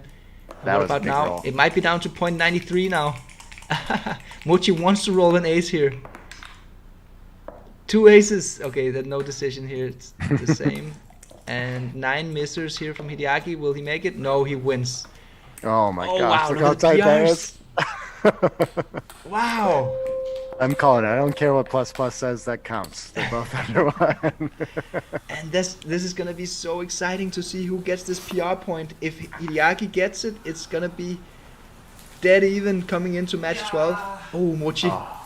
Look at Mochy's body language there. Yeah, I wonder what he's stressing about there. If he thinks he made some sort of error or what. And Hideaki's laughing. Is it like a tie? What is? They look like they saw that it's 9-2 and 9-4. You know. Mochy is smiling. It's probably a tie according to the umpire. Let's see the official result. Oh. You don't have ties, do you? Oh, both over? Okay. Mochy takes it. Wow, okay. Such that's a narrow margin. Yep. And so we still have a 0.14 lead for Hideaki in the overall. So leading into the final day, it looks as though a 1-1 could very well still win it for Hideaki. So he's still in pretty good shape here. It kind of depends who wins the PR match. Or sorry, no, a 1-1 wins it for Mochy. So he's got to go 2-0. You're right. He needs to he needs to win both points. Mochy is ahead 12-10. Hideaki. If Hideaki wins 2 points, he will be the new UBC world champion. Because and there's no question about the PR average. Exactly. Yep. Yeah. Interesting. Wow. Okay. Well, he's still in it. I'm glad that it's not decided. It's wow, what a race this has been. And I think Mochy is probably getting close to a 1.5 PR average in the last 5 matches now. Look at these last 3, right? He's just like how are you going to break into that and win a PR point? Doesn't look possible at this point, does it? Yeah.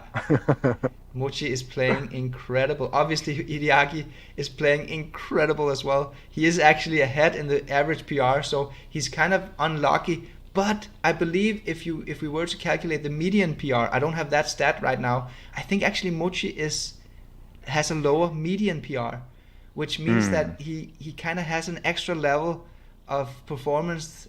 So he was underperforming and then he's overperforming, where Hideaki is just playing a solid 2.6 PR average all along. Interesting. So, I mean, what a race. Well, all right. I guess I'll catch you tomorrow for the resolution to this. I can't believe we're almost there and that, nothing decisive has happened, how tight they've played all the way through. It's just incredible. Good decisions in this match too, so I'll be excited to hear the Grandmaster analysis of this one. Yes, so for all the viewers, thank you so much for following the UBC World Championship final so far. We've come a long way, 11 matches in, 1 match to go. Mochy has a big lead. I'm gonna transition here after the short little break to reveal who the secret Grandmaster of today's episode is. And Nick, it was a pleasure once again. Can't wait to do this again tomorrow.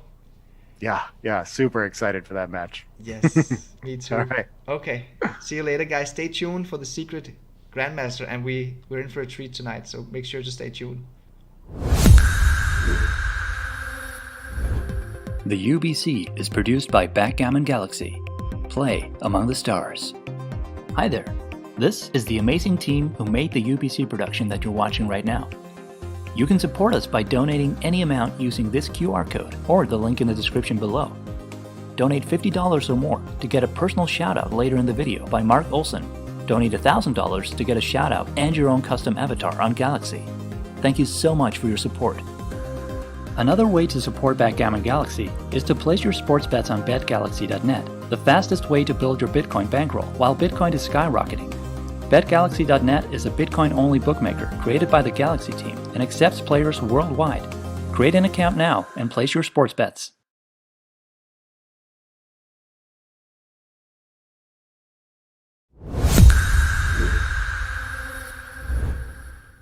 That was intense. That PR race was so close.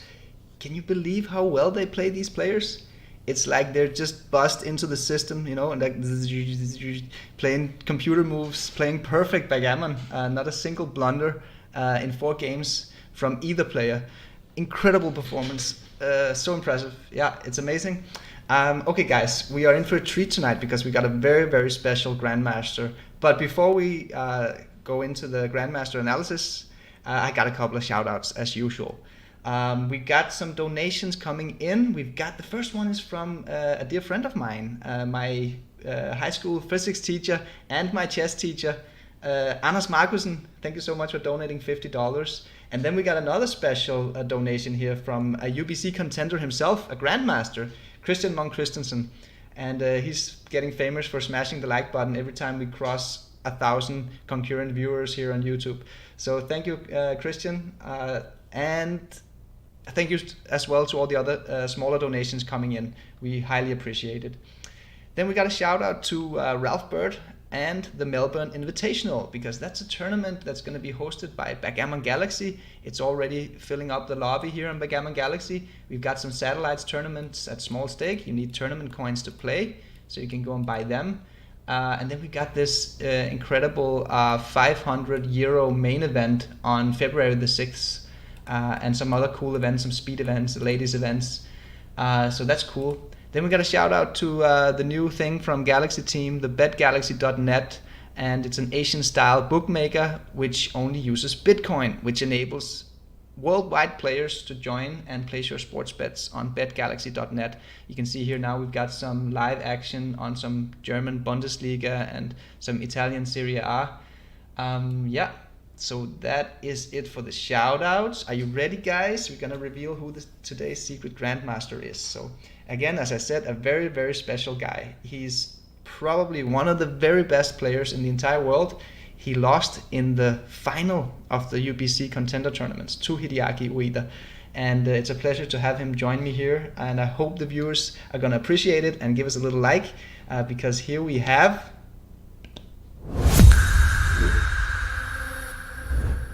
Grandmaster Michihito Kageyama.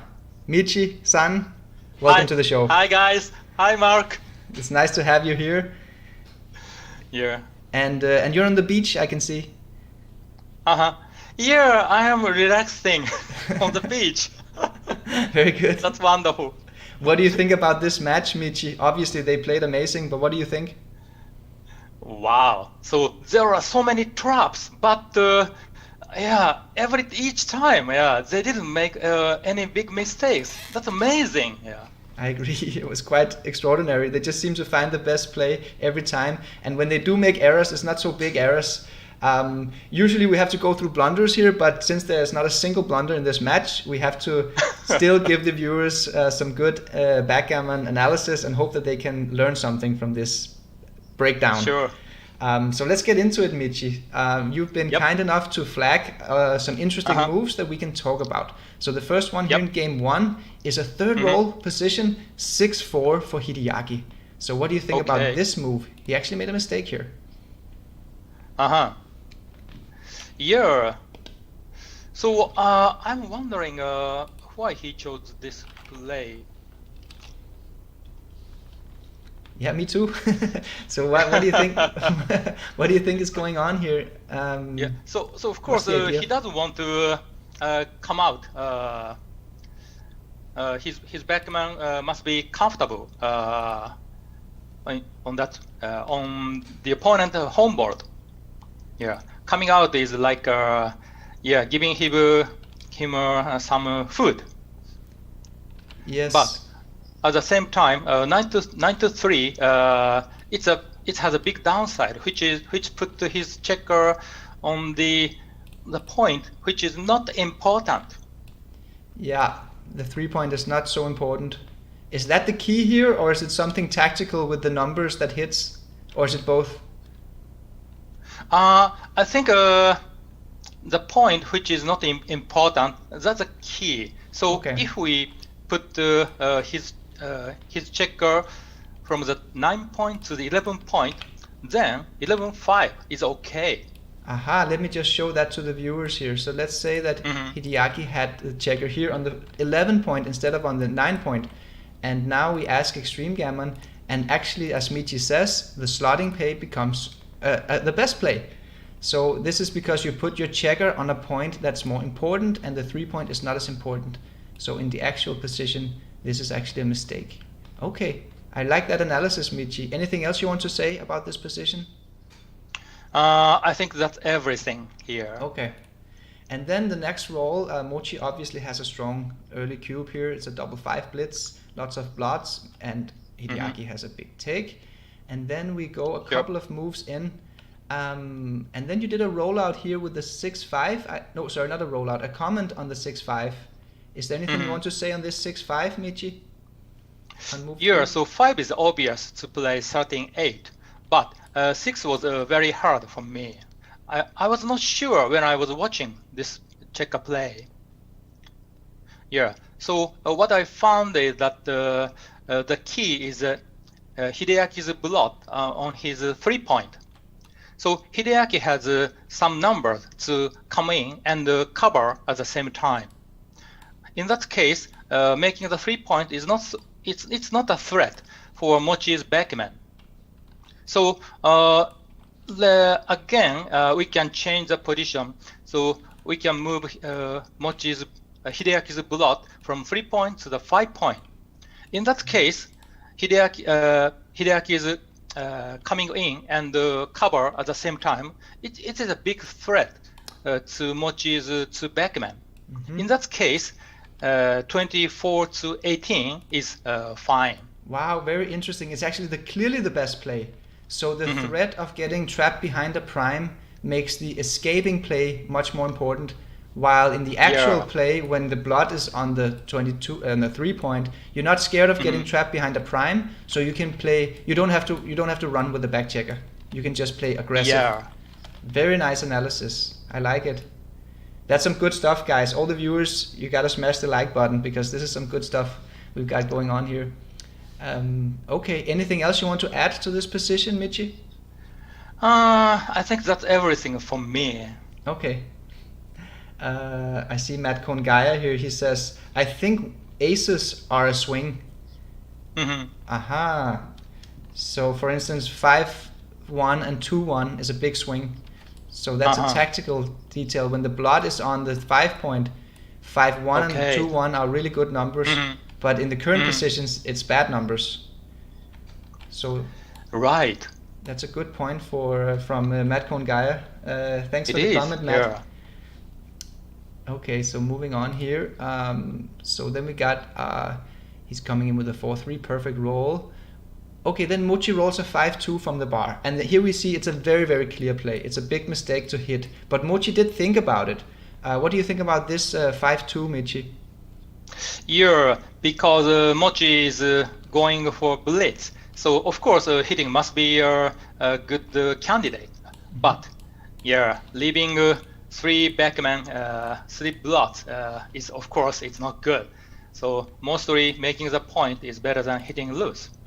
Yeah, that's nice. And we see the race is actually quite close. He's up 6 pips after the move, so getting hit, that would be really, really costful in a position like this. There's also the detail of Mochy has to use the last spare checker on the 6-point. It is also a little bit sad to let that spare checker go with a loose hit. That's right. Yeah. So if Mochy had 4 or 5 men on the 6-point, maybe hitting might be more attractive. Yes, we can try to show it to the viewers. Let's take one of the checkers from the midpoint and put it on the 4-point, and let's see the best play here. So actually, it's still clearly best to make the 18, but it became half the mistake to now make the blitz. So I guess the anger is just really strong here instead of 3 blots. Okay, and then we got the double 2 for Hideaki. And I think I said during the live commentary that Hideaki missed out on making such a beautiful play here with the switch. What do you think about this position? Yeah, so it's just a matter that he found it or not. Yeah, but he did look at it. Found it. He did look at it. He moved this play, and then he moved it back. Oh yes, he did have a look at it. Oh, okay. All right. So here, the key issue is that Hideaki is 2 Backgammon. Uh-huh. So he doesn't have the anchor, just 2 blots on Mochi's homeboard. So it's vulnerable. So Mochy might attack it. Uh-huh. So there's a tempo gain from switching. Yeah. Because he yeah, puts I Mochy believe on so. the bar. Mm-hmm. And if he doesn't hit, Mochy has his full roll to now make an attack. Right. Uh-huh. But it's a more beautiful play not to hit. You have a more pure structure. Yeah, of course. But because Mochy has the anchor on Hideaki's bar point, so Hideaki never make a prime, unfortunately.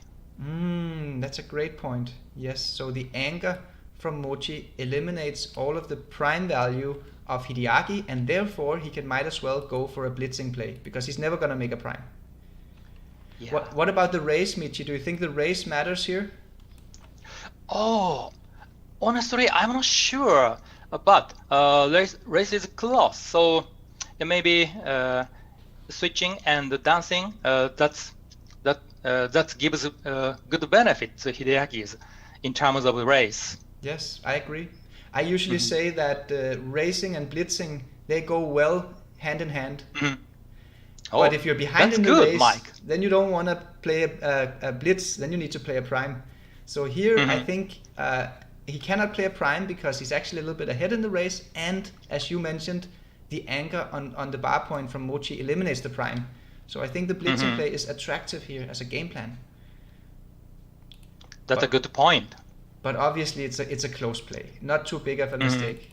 But I would have loved to see the other play. I'm sure that you would make the switching play, Michi. I have a feeling. Okay. If I know your style. Wow. Okay, so then we have a 6-2 for Mochy, and this was also very interesting because Nick Blasier in the commentary, he liked 13-5, the hitting play. And then he saw Mochy make the other play, and he was like, oh yeah, that's a good play. So can you tell us a little bit about this position? Yeah, of course, 13-5 is a very good candidate.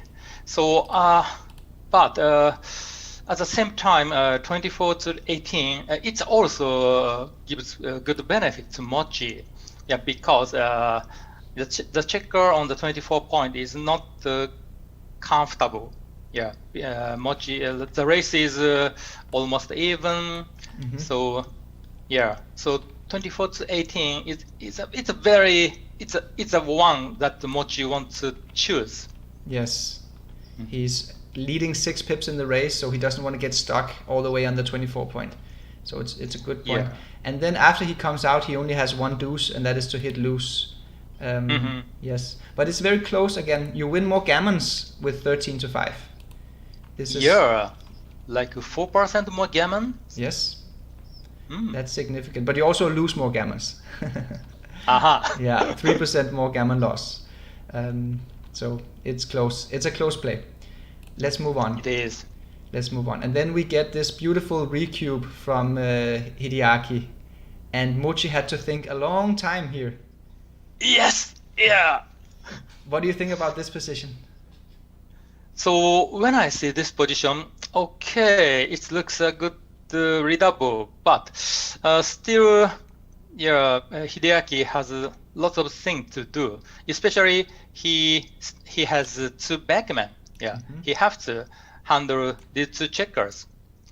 So I believe it is a take, but once I spend lots of time, then I have to take care of my miserable homeboard. I made only 1 point and 3 points. So yeah, the more I spend time, I believe the more I incline to drop this cube. Haha, interesting.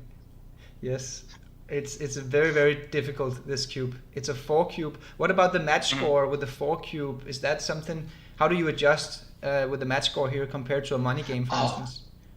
It's a tough question, Mark. So it's a little bit different from a money game, but Honestly, I can't adjust this much score. Do you have any good ideas?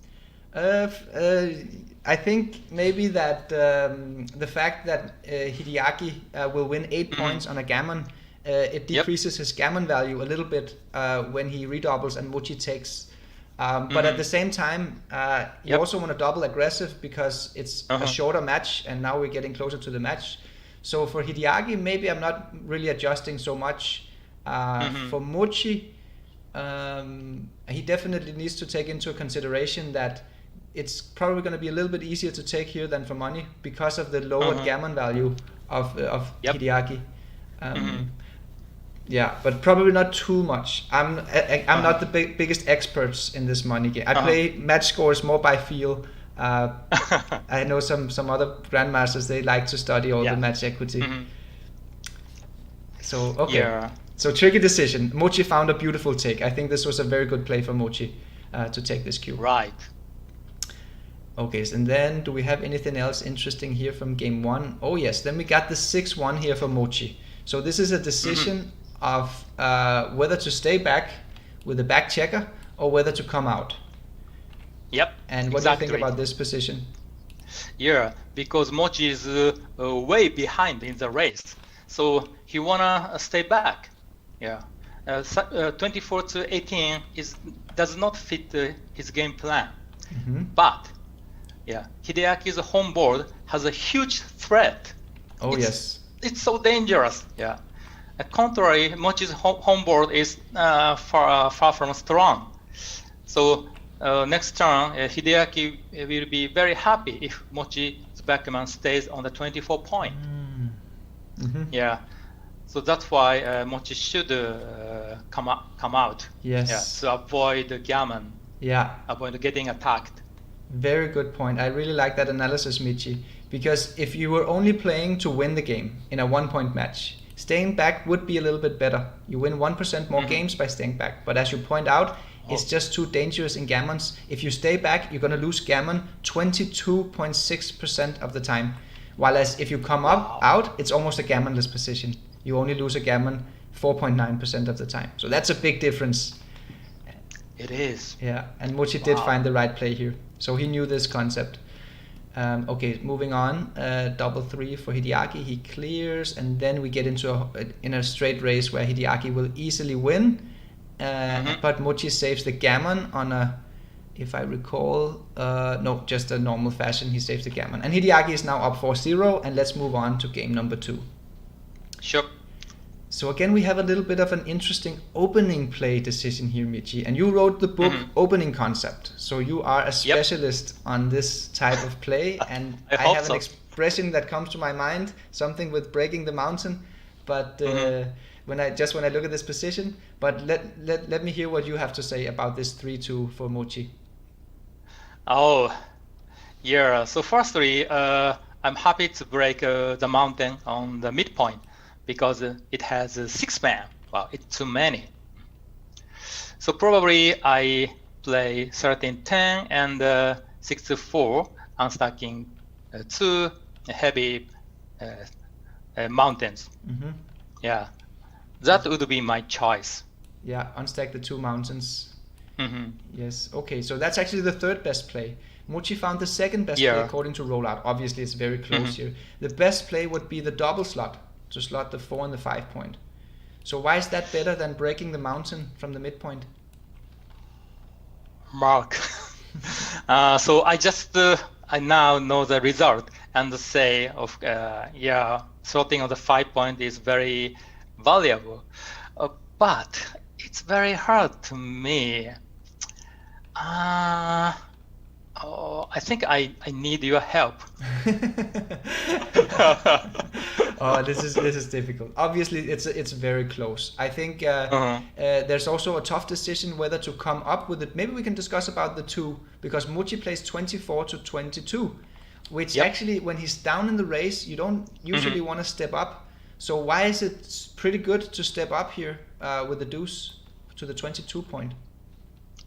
Okay, so it's a combination that come up to the 22 point and bringing down from the midpoint. So maybe in case Mochy hit outside, Mochy would have a good chance to make the anchor on the 22 point. Maybe is that the benefit? It could be, and there's also a strong duplication with the Hideaki need a 3 to hit on both plots, so it could be, yes. Mark, it's a good point that the duplication of the 3. Yes, so he can't. I like your idea. And usually with a back checker, you would like to step up when you're ahead in the race. Here, Mochy is down in the race, so it's a little bit counterintuitive. However, there is also a cost at staying back, because then you might end up getting primed. And Hideaki already has a pretty good prime structure here.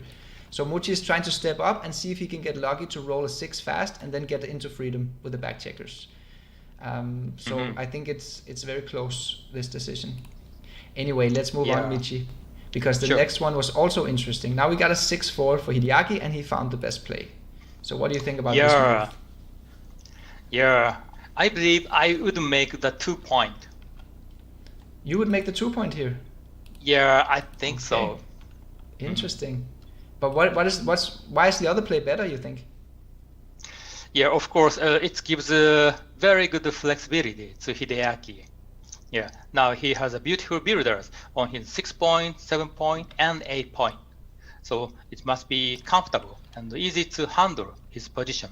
Yes, it's very nice flexibility, and he's up 18 pips, so he really appreciates having flexibility, and because that's gonna make it more unlikely that he's gonna leave a shot. However, I think your play also has strong merit, Michi, because making the deuce point, that increases the blitz value, because now he can attack more easily next time. So so I guess that's the advantage with your play. You win more you win more gammons with the deuce point. 16.5% versus 12.9%. Mark, I like your idea. So good racing lead and flexibility. I believe they are connected. Yes, it goes well in the game plan. Yes, because then you have easier to come home safely. Right. And then the next roll, double 5 for Mochy. And you put a comment here that says second best dice, so only double 6 would be better. A very good roll for Mochy. Was that just to show the dice, or do you have anything to say about this position as well from a strategic point of view? Yeah, just dice. Yeah. Okay. Checker play must be pretty clear. Yes, I remember Mochy looking at making the ace point, which I found a little bit weird, but he quickly moved it back, and then he moved the best play.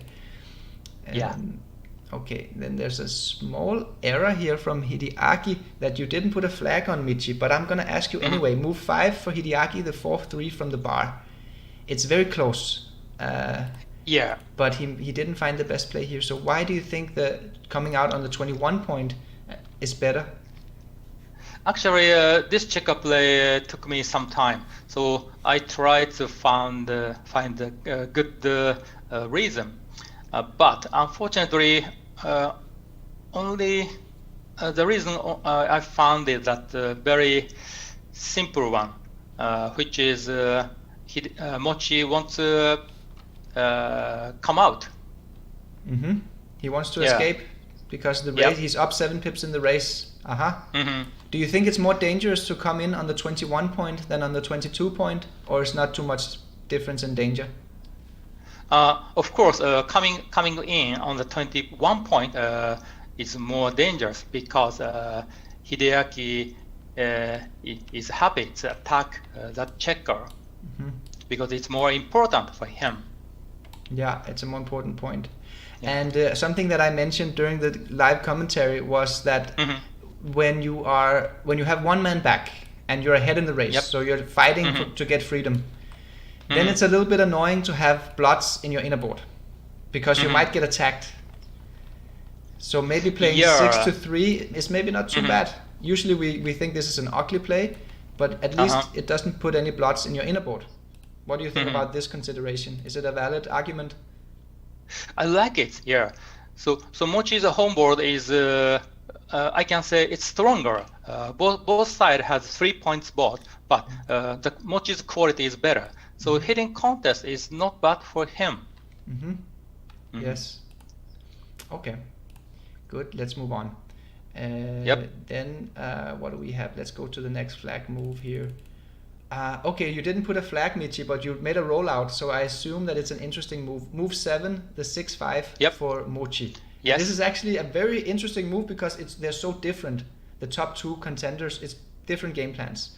So why don't you tell us a little bit about this position? Yeah, actually, I would play 13-2. Interesting. Because after 13-2, Mochi has a stronger homeboard, and now he's ready to play a hitting contest. It's good for him. Yeah, that's what I thought. Yeah. Yes, very interesting. I think it's a difficult play because running all the way 21-10, it wins more games. And usually we see the running plays, they are better for just winning the game. But you win more gammons making the deuce point because, as Michi just pointed out, you have an advantage in a hitting contest. So if you can hit a checker either now in this sequence or later on, you will be very strong. So this makes it difficult. And there's also maybe the score consideration here, Michi, that Mochi is down 0-4 to 7. How much do you think that changes the strategy here? Oh, so you normally because Mochi is down in the score, he is happy to have a gammonish position. So this fact also makes me to play 13-2. So still I'm wondering.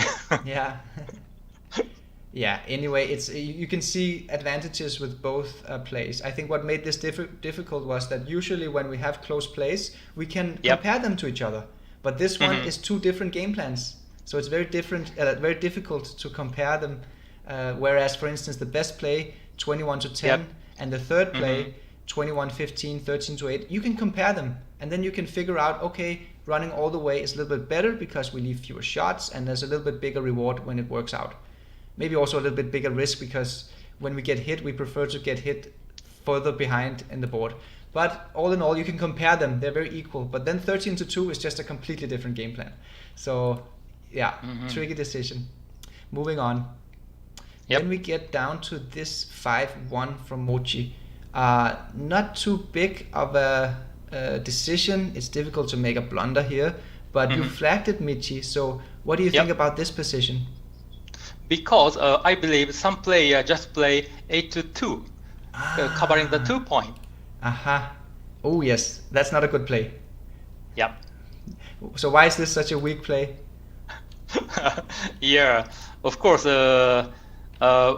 Mochi does not give Hideaki a shot.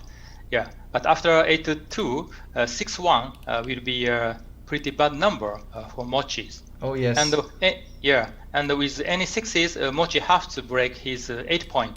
Yeah. In that case, the next turn, Mochi will leave a shot with any 6s. Yes, he's gonna have a hard time clearing. Yeah, so Mochi is happy to have a spearman on the 8 point. Oh yes, so that's the lesson here. It's nice sometimes to save a 6 for later use, so we don't get a stripped 8 point. And he could play perfectly racing efficient here, playing 6-1, 5-4. It leaves this resulting position. He's not going to hit right now anyway because Hideaki is not going to leave a shot. So this is actually a beautiful racing efficient position for Mochi, and he can fill out the inner boards later on in case he needs to try to make a hit.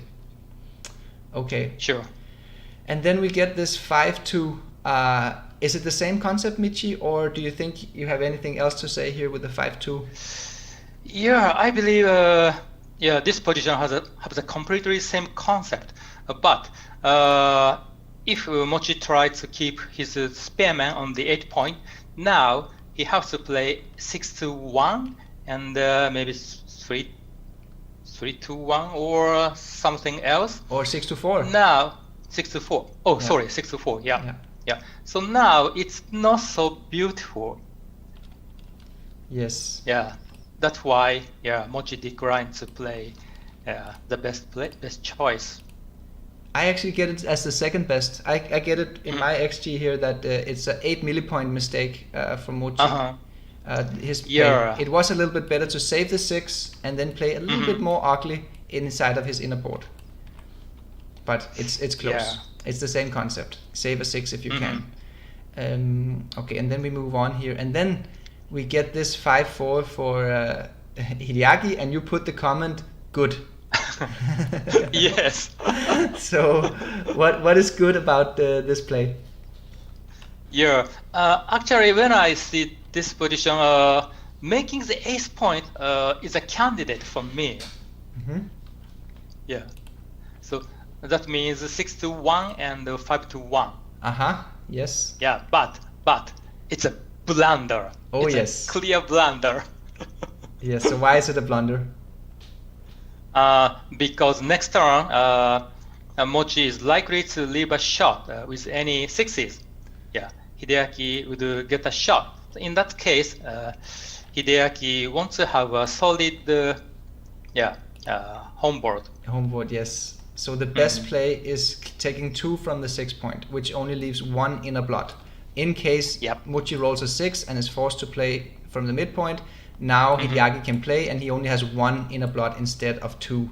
So yes, even though making the ace point is a little bit more racing efficient, maybe, but you don't want... Yeah, but you don't want 2 inner blots. That's the problem. Right, yeah. The timing, Mochy is out of timing and he's about to leave a shot. Don't have inner blots. Right, yeah. So it is a very nice preparation play. Yes, and what about the second play, Michi? 7-3, 6-1. So maybe it's about playable 6? Yeah, that's maybe true. So it's better to sacrifice a little bit of racing efficiency, but at least you get a playable 6, so you're not forced to break next time. Yeah. Okay. So the idea playable 6 is very dangerous, I know. So lots of players misunderstood this concept, and they try to keep a checker as a playable 6. But often it's a wrong idea. But this is a very good example, this position and the previous position. Yeah, I agree. It shows. Yeah. Yes. I think the critical point to realize in this holding game is that both players are kind of running out of timing. So you have to be aware. Okay, if I roll a 6, then I'm going to leave a shot. So you have to think about how to make your inner board in that case. In a position where Mochy has lots of spare checkers on the midpoint, then he's not going to break his inner board. So that changes the strategy a little bit. Okay, moving on. Then Mochy doubles. Sure. We didn't put a flag here, but it was a very accurate double for Mochy. He's only up 7 pips. Yeah. Actually, it's a great double. It is. So what do you think about this position, Michi? So probably I would not double over the board, but of course this is a very good double because this is a, how do I say, last moment. So with any 6s, Mochy would clear his midpoint. He has to leave a shot. But after Hideaki misses, Mochy can cash. Yes, so he can lose the market. In a good sequence here. He could also roll a double, obviously, to lose the market. Of course. And what about Hideaki's inner board? Is that a problem? Oh, yes, of course. So I'm not sure if Hideaki would have a stronger home board. Still, is it double or not? I haven't checked it, but... Let's try to check it here for the viewers to see. So I'm gonna put take a checker from the deuce point and put it on the ace point, and then I'm gonna go one pip back from 4 to 5. So the pip count is the same, but now Hideaki has a 5-point board. And this makes it a small no double. So it didn't change too much, but it did change the decision from being a double to a no double. Wow. So I guess the race and the big swing of the current sequence is what matters the most. Yeah. Now I found that Mochy has a gammon winning chance with 2.5%. So maybe it's a sequence that Mochy leave a blot and Hideaki hits, and Mochi hits back. Ah, yes, and then he traps more checkers, and then he hits back. Yes, and there you have the 2.5% gammon potential. Yes, I mean, it all adds up in the equity equation. It's a good point. Okay, so Mochi does roll a 6, Hideaki does miss it, and now this would actually be a market losing sequence for Mochi. Exactly. So he did a good job cubing at the right time. Yeah, it's a very nice cube. Yes. Okay, and then we just get into a race, and Mochi wins 2 points. Okay, let's go to match number 3. Sure. Okay, just scrolling through the opening here for the viewers, and they play so beautiful, both players so accurate. Do we have any flags? Okay, then we have the double decision. You didn't put a flag at the doubling decision, Michi, but do you have anything to say about the doubling cube in game 3? Yeah, so Mochi is almost finished running his backman. And he's way ahead in the race, and Hideaki's backman is on the board. So even though Mochi's home board is weak, it's a good opportunity to offer a cube. And of course, it's a clear take, because of Hideaki's very strong anchor on Mochi's bar point. It adds so much contact, this anchor, so it's still difficult to for Mochi to bring all of his back checkers home because of this anchor. And he could also play a holding game with a goalkeeper. If Hideaki comes in with an ace or a deuce or something, it can add a little bit of extra contact value that makes it more difficult for Mochi to bring his checkers home. So what do you think about the reason that I think this cube is very strong for Mochi? It's not just because he has a good holding game. I would actually prefer to wait until I safety the blot on the 16 point if it was only a holding game. But he wins gammons here because Hideaki is on the bar. So that you have 15% gammon. I think that's what makes this cube very powerful. I like your analysis. We can even try to show the viewers here what happens if Mochi already have saved this blot, because this blot is a liability because Mochi has to spend half the roll clearing the blot. So let's try to put that to safety on the midpoint, and then we see, okay, it's still a take, but it just got a little bit smaller. So this was an improvement for Mochi. Okay, that's good. That's good stuff. Let's move on. Okay, so we are now in a holding game situation where Hideaki has the goalkeeper. And then we get to the next flag position, which is the 5-1 for Hideaki. So another decision whether to stay back or to come out. So what do you think about this position, Michi? This is a very nice position. I like it. Yeah. So in terms of winning the game, of course, Hideaki should keep his goalkeeper to get a shot. And actually next turn, Mochi has a couple of bad numbers to leave a shot immediately. And of course, with ace, Hideaki can cover his 4-point blot. So Hideaki is ready to get a shot. Yes, it plays very well. But at the same time, Mochi has 13 checkers in the zone. It's super powerful. 13 checkers in the zone. Yes, for the viewers, less experienced viewers here, not familiar with this terminology, we call it the zone. That's on our side of the board. That's where the blitz can happen. Mochi has a total of 13 checkers in the zone, which is a lot of ammunition for a blitz. So that means as far as Hideaki keeps his goalkeeper, he might lose gammon. And then here's a score.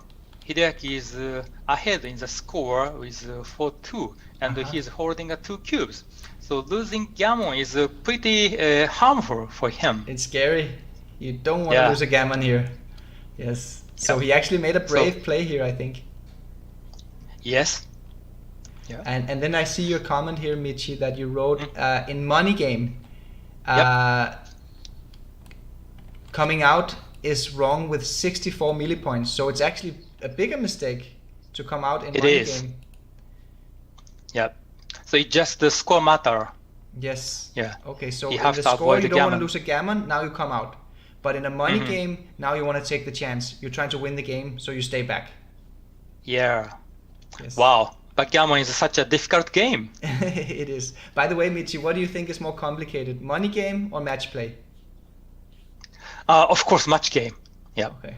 Okay. Yeah, it's much more complicated to me. Okay.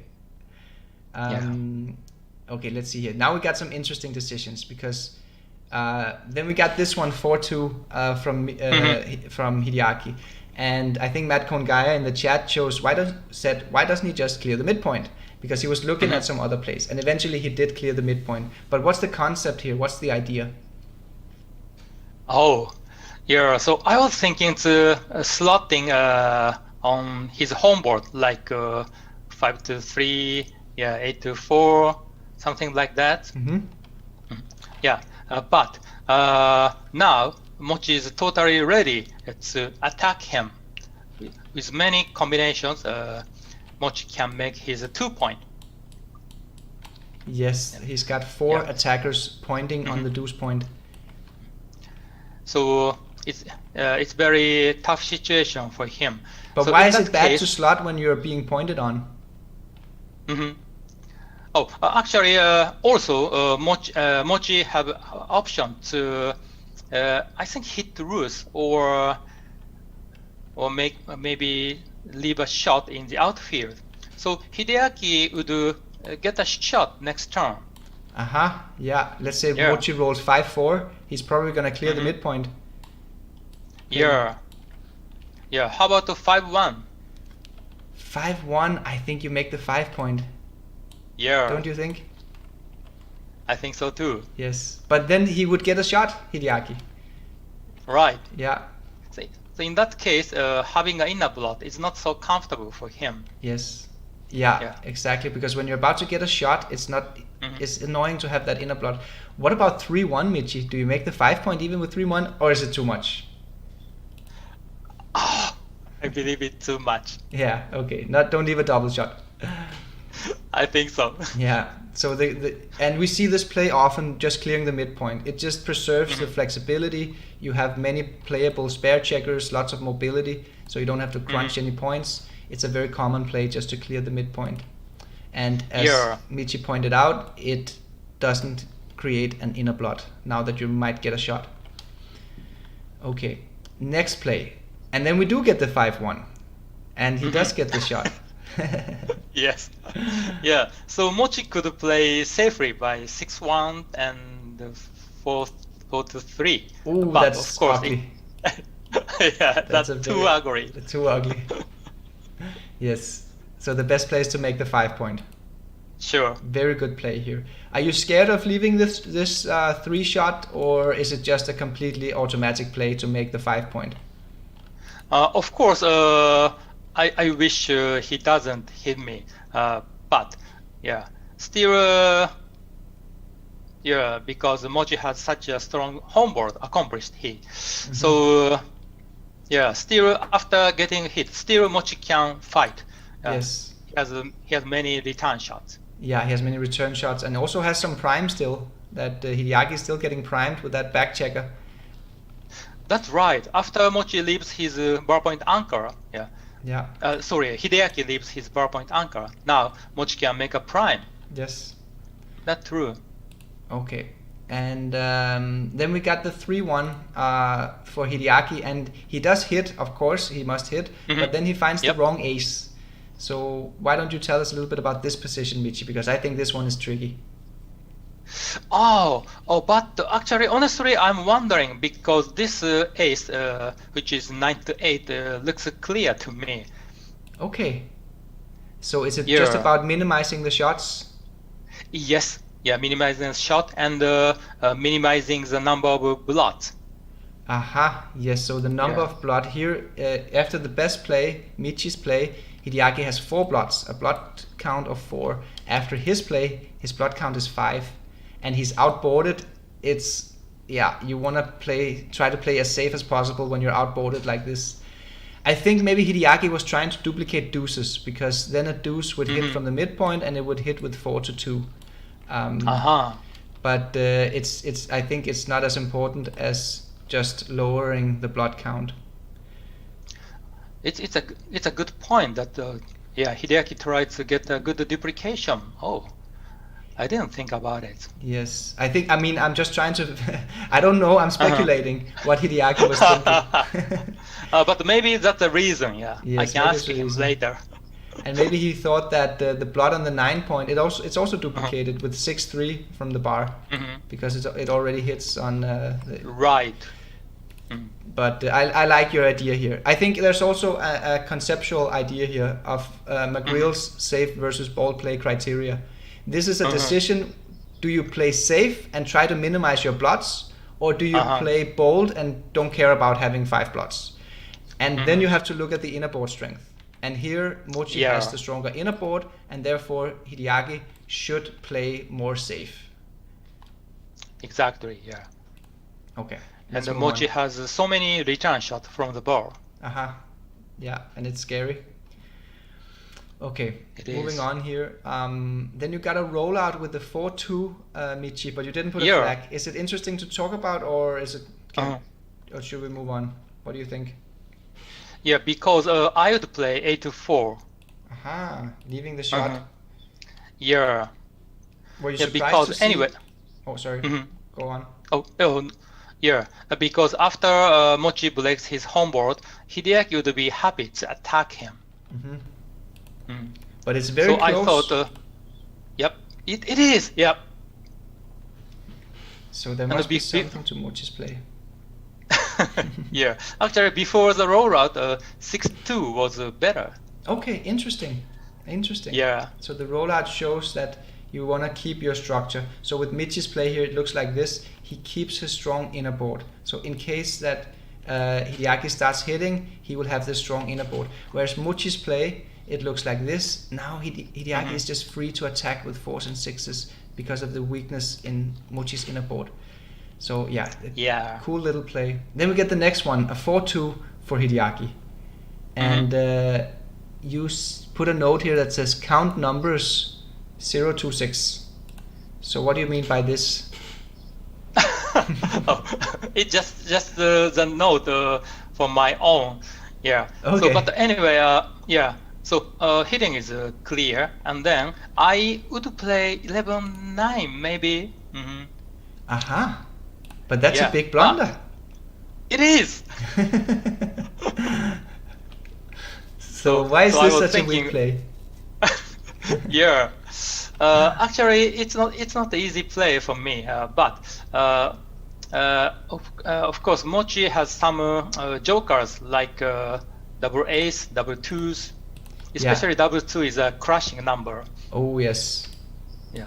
So in that case, Hideaki would be happy not to leave any extra blots. And the best play, it cleans out the blot. He's playing with a blot count of 1 rather than your play, which is a blot count of 3. So, but what was the idea of playing 11 to 9? Was it just to get more covers to cover the? Oh yes. Yep. Yeah. I believe it has extra cover numbers for the 2 point, but the difference is not big, just small difference. It's just 2 numbers, I believe, actually, in the difference. Yeah. So just two cover numbers in difference. So it's not the big gain you get from playing such a risky move, having 3 blots. Exactly. Yeah, double 1, double 2 is really strong. Okay, moving on here. Let's see if we have anything else interesting. Now they have a strong battle going on, and I believe Mochy rolls some joker 6-1s here. The first 6-1 and then the second 6-1, which also comes out and hit.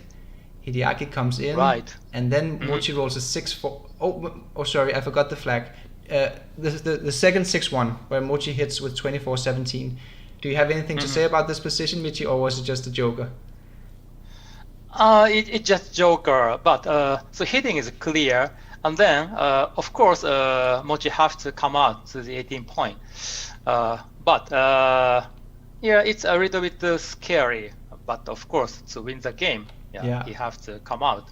And I think the score here also helps Mochy, right? Because he's not too scared of losing a gammon at this score. It's a good point. It's also motivated him to come out. So this is one of the moves where in money game I would have a difficult time here. But in match play at this score, I think it's easy because the match score is helping me to find the best play. It's a good point. So I don't think that's why sometimes, I think match play is more complicated than money game, but sometimes it's easier. Yeah. Okay, so it has two sides of the coin. Yes, exactly. And then the 6-4 from Mochy, beautiful consolidating roll. Do we have anything to say about this position, Michi? Of course, some player might hit here. But that's a big blunder. Big blunder. It's a tremendous blunder. So of course, after non-hitting play, Mochy can run his backman and clear all his blocks, and the race is closed. So it's very comfortable. Very comfortable roll. Okay, then let me see, do we have more flags? Oh yes, we have one more flag, and that's the 6-2 for Hideaki. And this is actually a very, I think you should be the best to analyze this position, Michi, because I read your book, Endgame Techniques, and this position is almost like a position from your book. So what do you think about this 6-2 for Hideaki? Thank you, Mark. Yeah, actually, it's not easy for me. Yeah, so of course, bearing off is attractive to win gammon, but after he take off one man from the 2 point, the resulting position is far from beautiful. He has only spare man on his 6 point and 5 point, and he has stuck to 5 point. So next turn, he would leave a shot with 6-4. That's right, and 6-4 leave shot. Yeah, and it's very hard for him to fill his ace point. Yes. So after the best play, of course, he unstacks his heavy 5 point, and then he has so many nice builders to fill his ace point. Yes, 6-4 still leaves a shot though. We can't get out of 6-4 as a shot leaving number. Oh, Mark, you're right. Yeah. Oh, I found that Hideaki cannot avoid the 6-4. Yeah. Okay, that's a good point. So what about this, if we have to take an idea from this? Maybe the idea is that this is the best way to win the game because it gets you closer to make the ace point. And when you have 4 builders versus 2 builders, it's going to be difficult to make the ace point. Maybe that's the best idea here. And of course, also we have to compare how many numbers leaves a shot. That's very, very important and something you emphasize a lot in your book. But here is 6-4 either way, so we don't really get anything out of that. So we have to look at the structure and so forth. We always like to take checkers off, but the formation and the structure is just a little bit too ugly.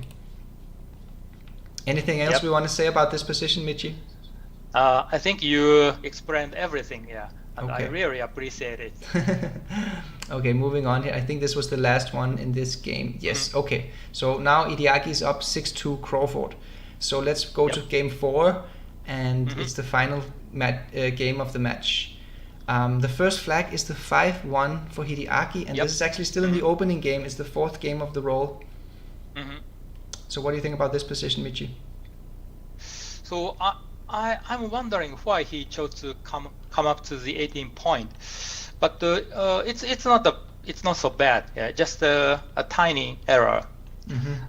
I think the key has Mochy's builder on his 9 point. So if this builder is on the 10 point, in that case, coming out to the 18 point is fine. Let's show that to the viewers. I know this pattern. Oh, that's a nice little detail, Michi.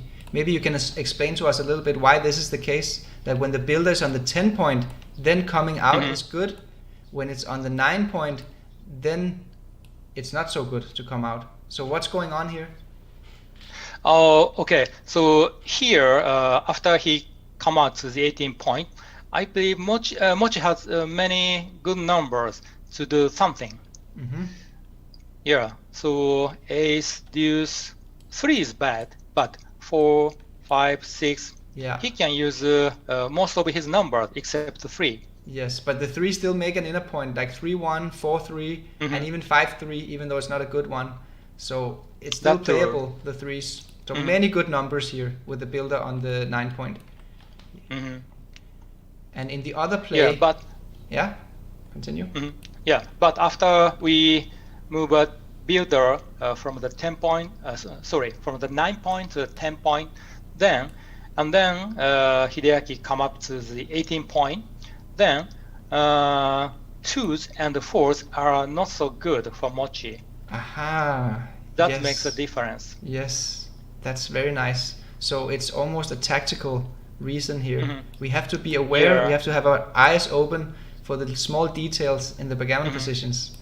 Very good. Yeah, but it's hard to find this idea over the board. So I just remember the pattern here. Yes. Against the builder on the 10 point. Yeah, I'm happy it's come out to the point and the bar point. Yes. That's just such a great lesson. And for all the viewers who are still hanging on here 2 hours into the stream, we've got 360 live viewers right now. They are lucky because they're getting all this knowledge for free, where all the guys who left the stream, they are not getting this good stuff. Okay, moving on here. So now we get the 3-1, which is a 3 and probably the best of the 3s except for double 3. And he makes the 5 point at least. Yeah, it's another nice, great play for Mochy. Yeah, it's very hard for me. Yeah, so making the advanced anchor and the 9-6 looks okay to me. It's a very stiff play though, and you're only ahead 5 pips. But it is a good play in this position, or in this match score. Sorry, Mochy doesn't care about winning a gammon, because whether he's 4 points away or 3 points away post Crawford, it doesn't matter. It's gonna take 2 games to win anyway. So he doesn't care about gammons. I think maybe is that one of the reasons the safe play might be okay, or because it's not that big a mistake to make the safe. What do you think about this? Is the match score relevant here? Yeah, I think match score affects both sides, which Mochy doesn't care to lose gammon. At the same time, Mochy doesn't get any benefit by winning gammon. Yes. So just the winning chance matters. Yeah. It's essentially double match point strategy. Yeah, and because Mochy has such a big 2 stacks on his 6 point and 8 point, so unstacking both towers at the same time. Yes. And of course, 5 point is the most important point. Everybody knows. The golden point. It's a beautiful play, and the other play is very safe. It's maybe it goes to try to win a race, but it's a bit stiff and ugly. We could say that. Yeah. Okay, moving on here. So the next flag, the 4-2 for Mochy. Again, this is one of these backgammon decisions that comes up all the time in the middle game. So what do you think about this decision, Michi? Wow, it's one of the hardest positions for me. So I might come in with a 23 and play 13-9, because Hideaki's position is not so beautiful, and maybe he has tough time to cover his blood on the 3 point.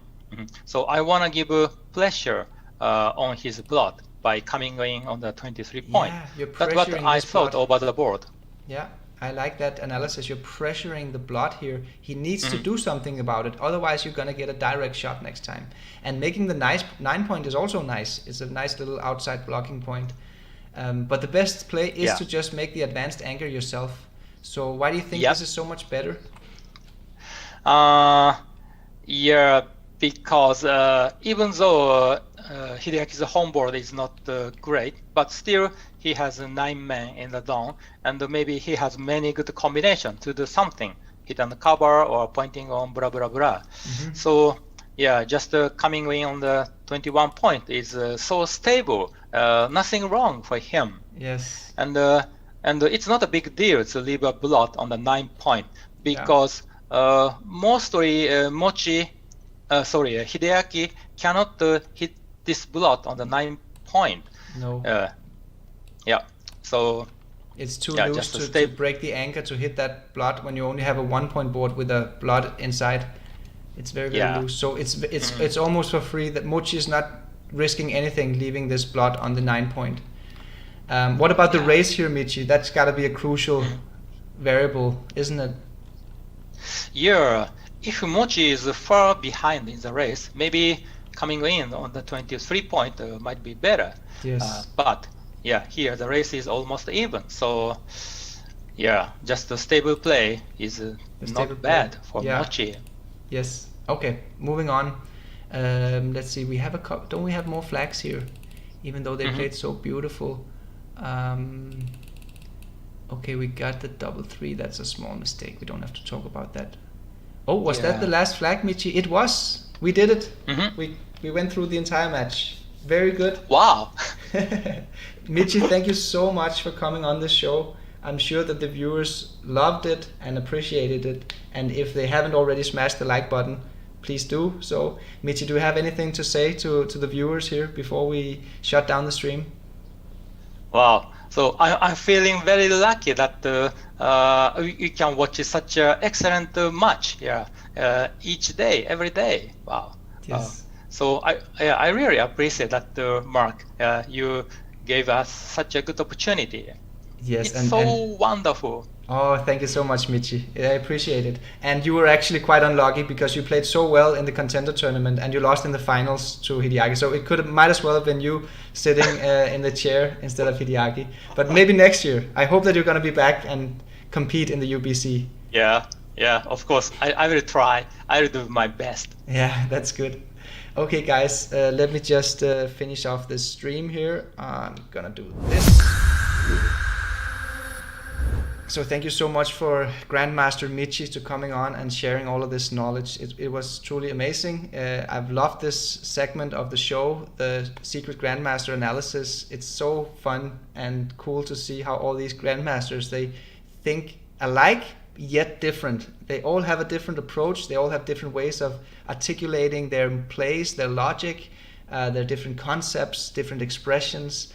So I hope that at least the hardcore viewers are really appreciating them. Usually we lose some viewers obviously when the match ends and we go to the Grandmaster analysis, and but we got a pretty good retention. Even now we have almost 350 concurrent viewers, so it's so cool. Thank you guys for staying tuned. Tomorrow we're gonna have the final match 12. Both players made it all the way to match 12. Obviously Mochy has a big lead. He's up 2 points, which means that Hideaki needs a 2-point win tomorrow. If he gets the 2-point win, he's gonna be the next UBC world champion. Mochy just needs 1 point to win, so he can either be lucky and win the match, or he can be better and play the lowest PR. So that's gonna be exciting to see. So make sure that you tune in tomorrow. I hope we can break the viewing record. The viewing record was set on day 1 and on day 6, I believe. So let's try to break the record tomorrow. So share the links with all of your friends.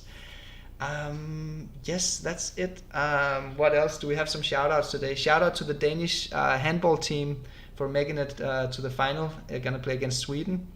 That's maybe going to compete a little bit compete with the match tomorrow. But remember to save the YouTube link and tune in tomorrow. Little shout out to the Bet Galaxy bookmaker, Bitcoin bookmaker, and a little shout out again to the Australian tournament, or the Melbourne Invitational. That's it, guys. Thank you so much for watching. See you tomorrow, and thank you for another good stream here. I'm gonna transition to the scoreboard and then we're gonna finish the stream. Take care, bye.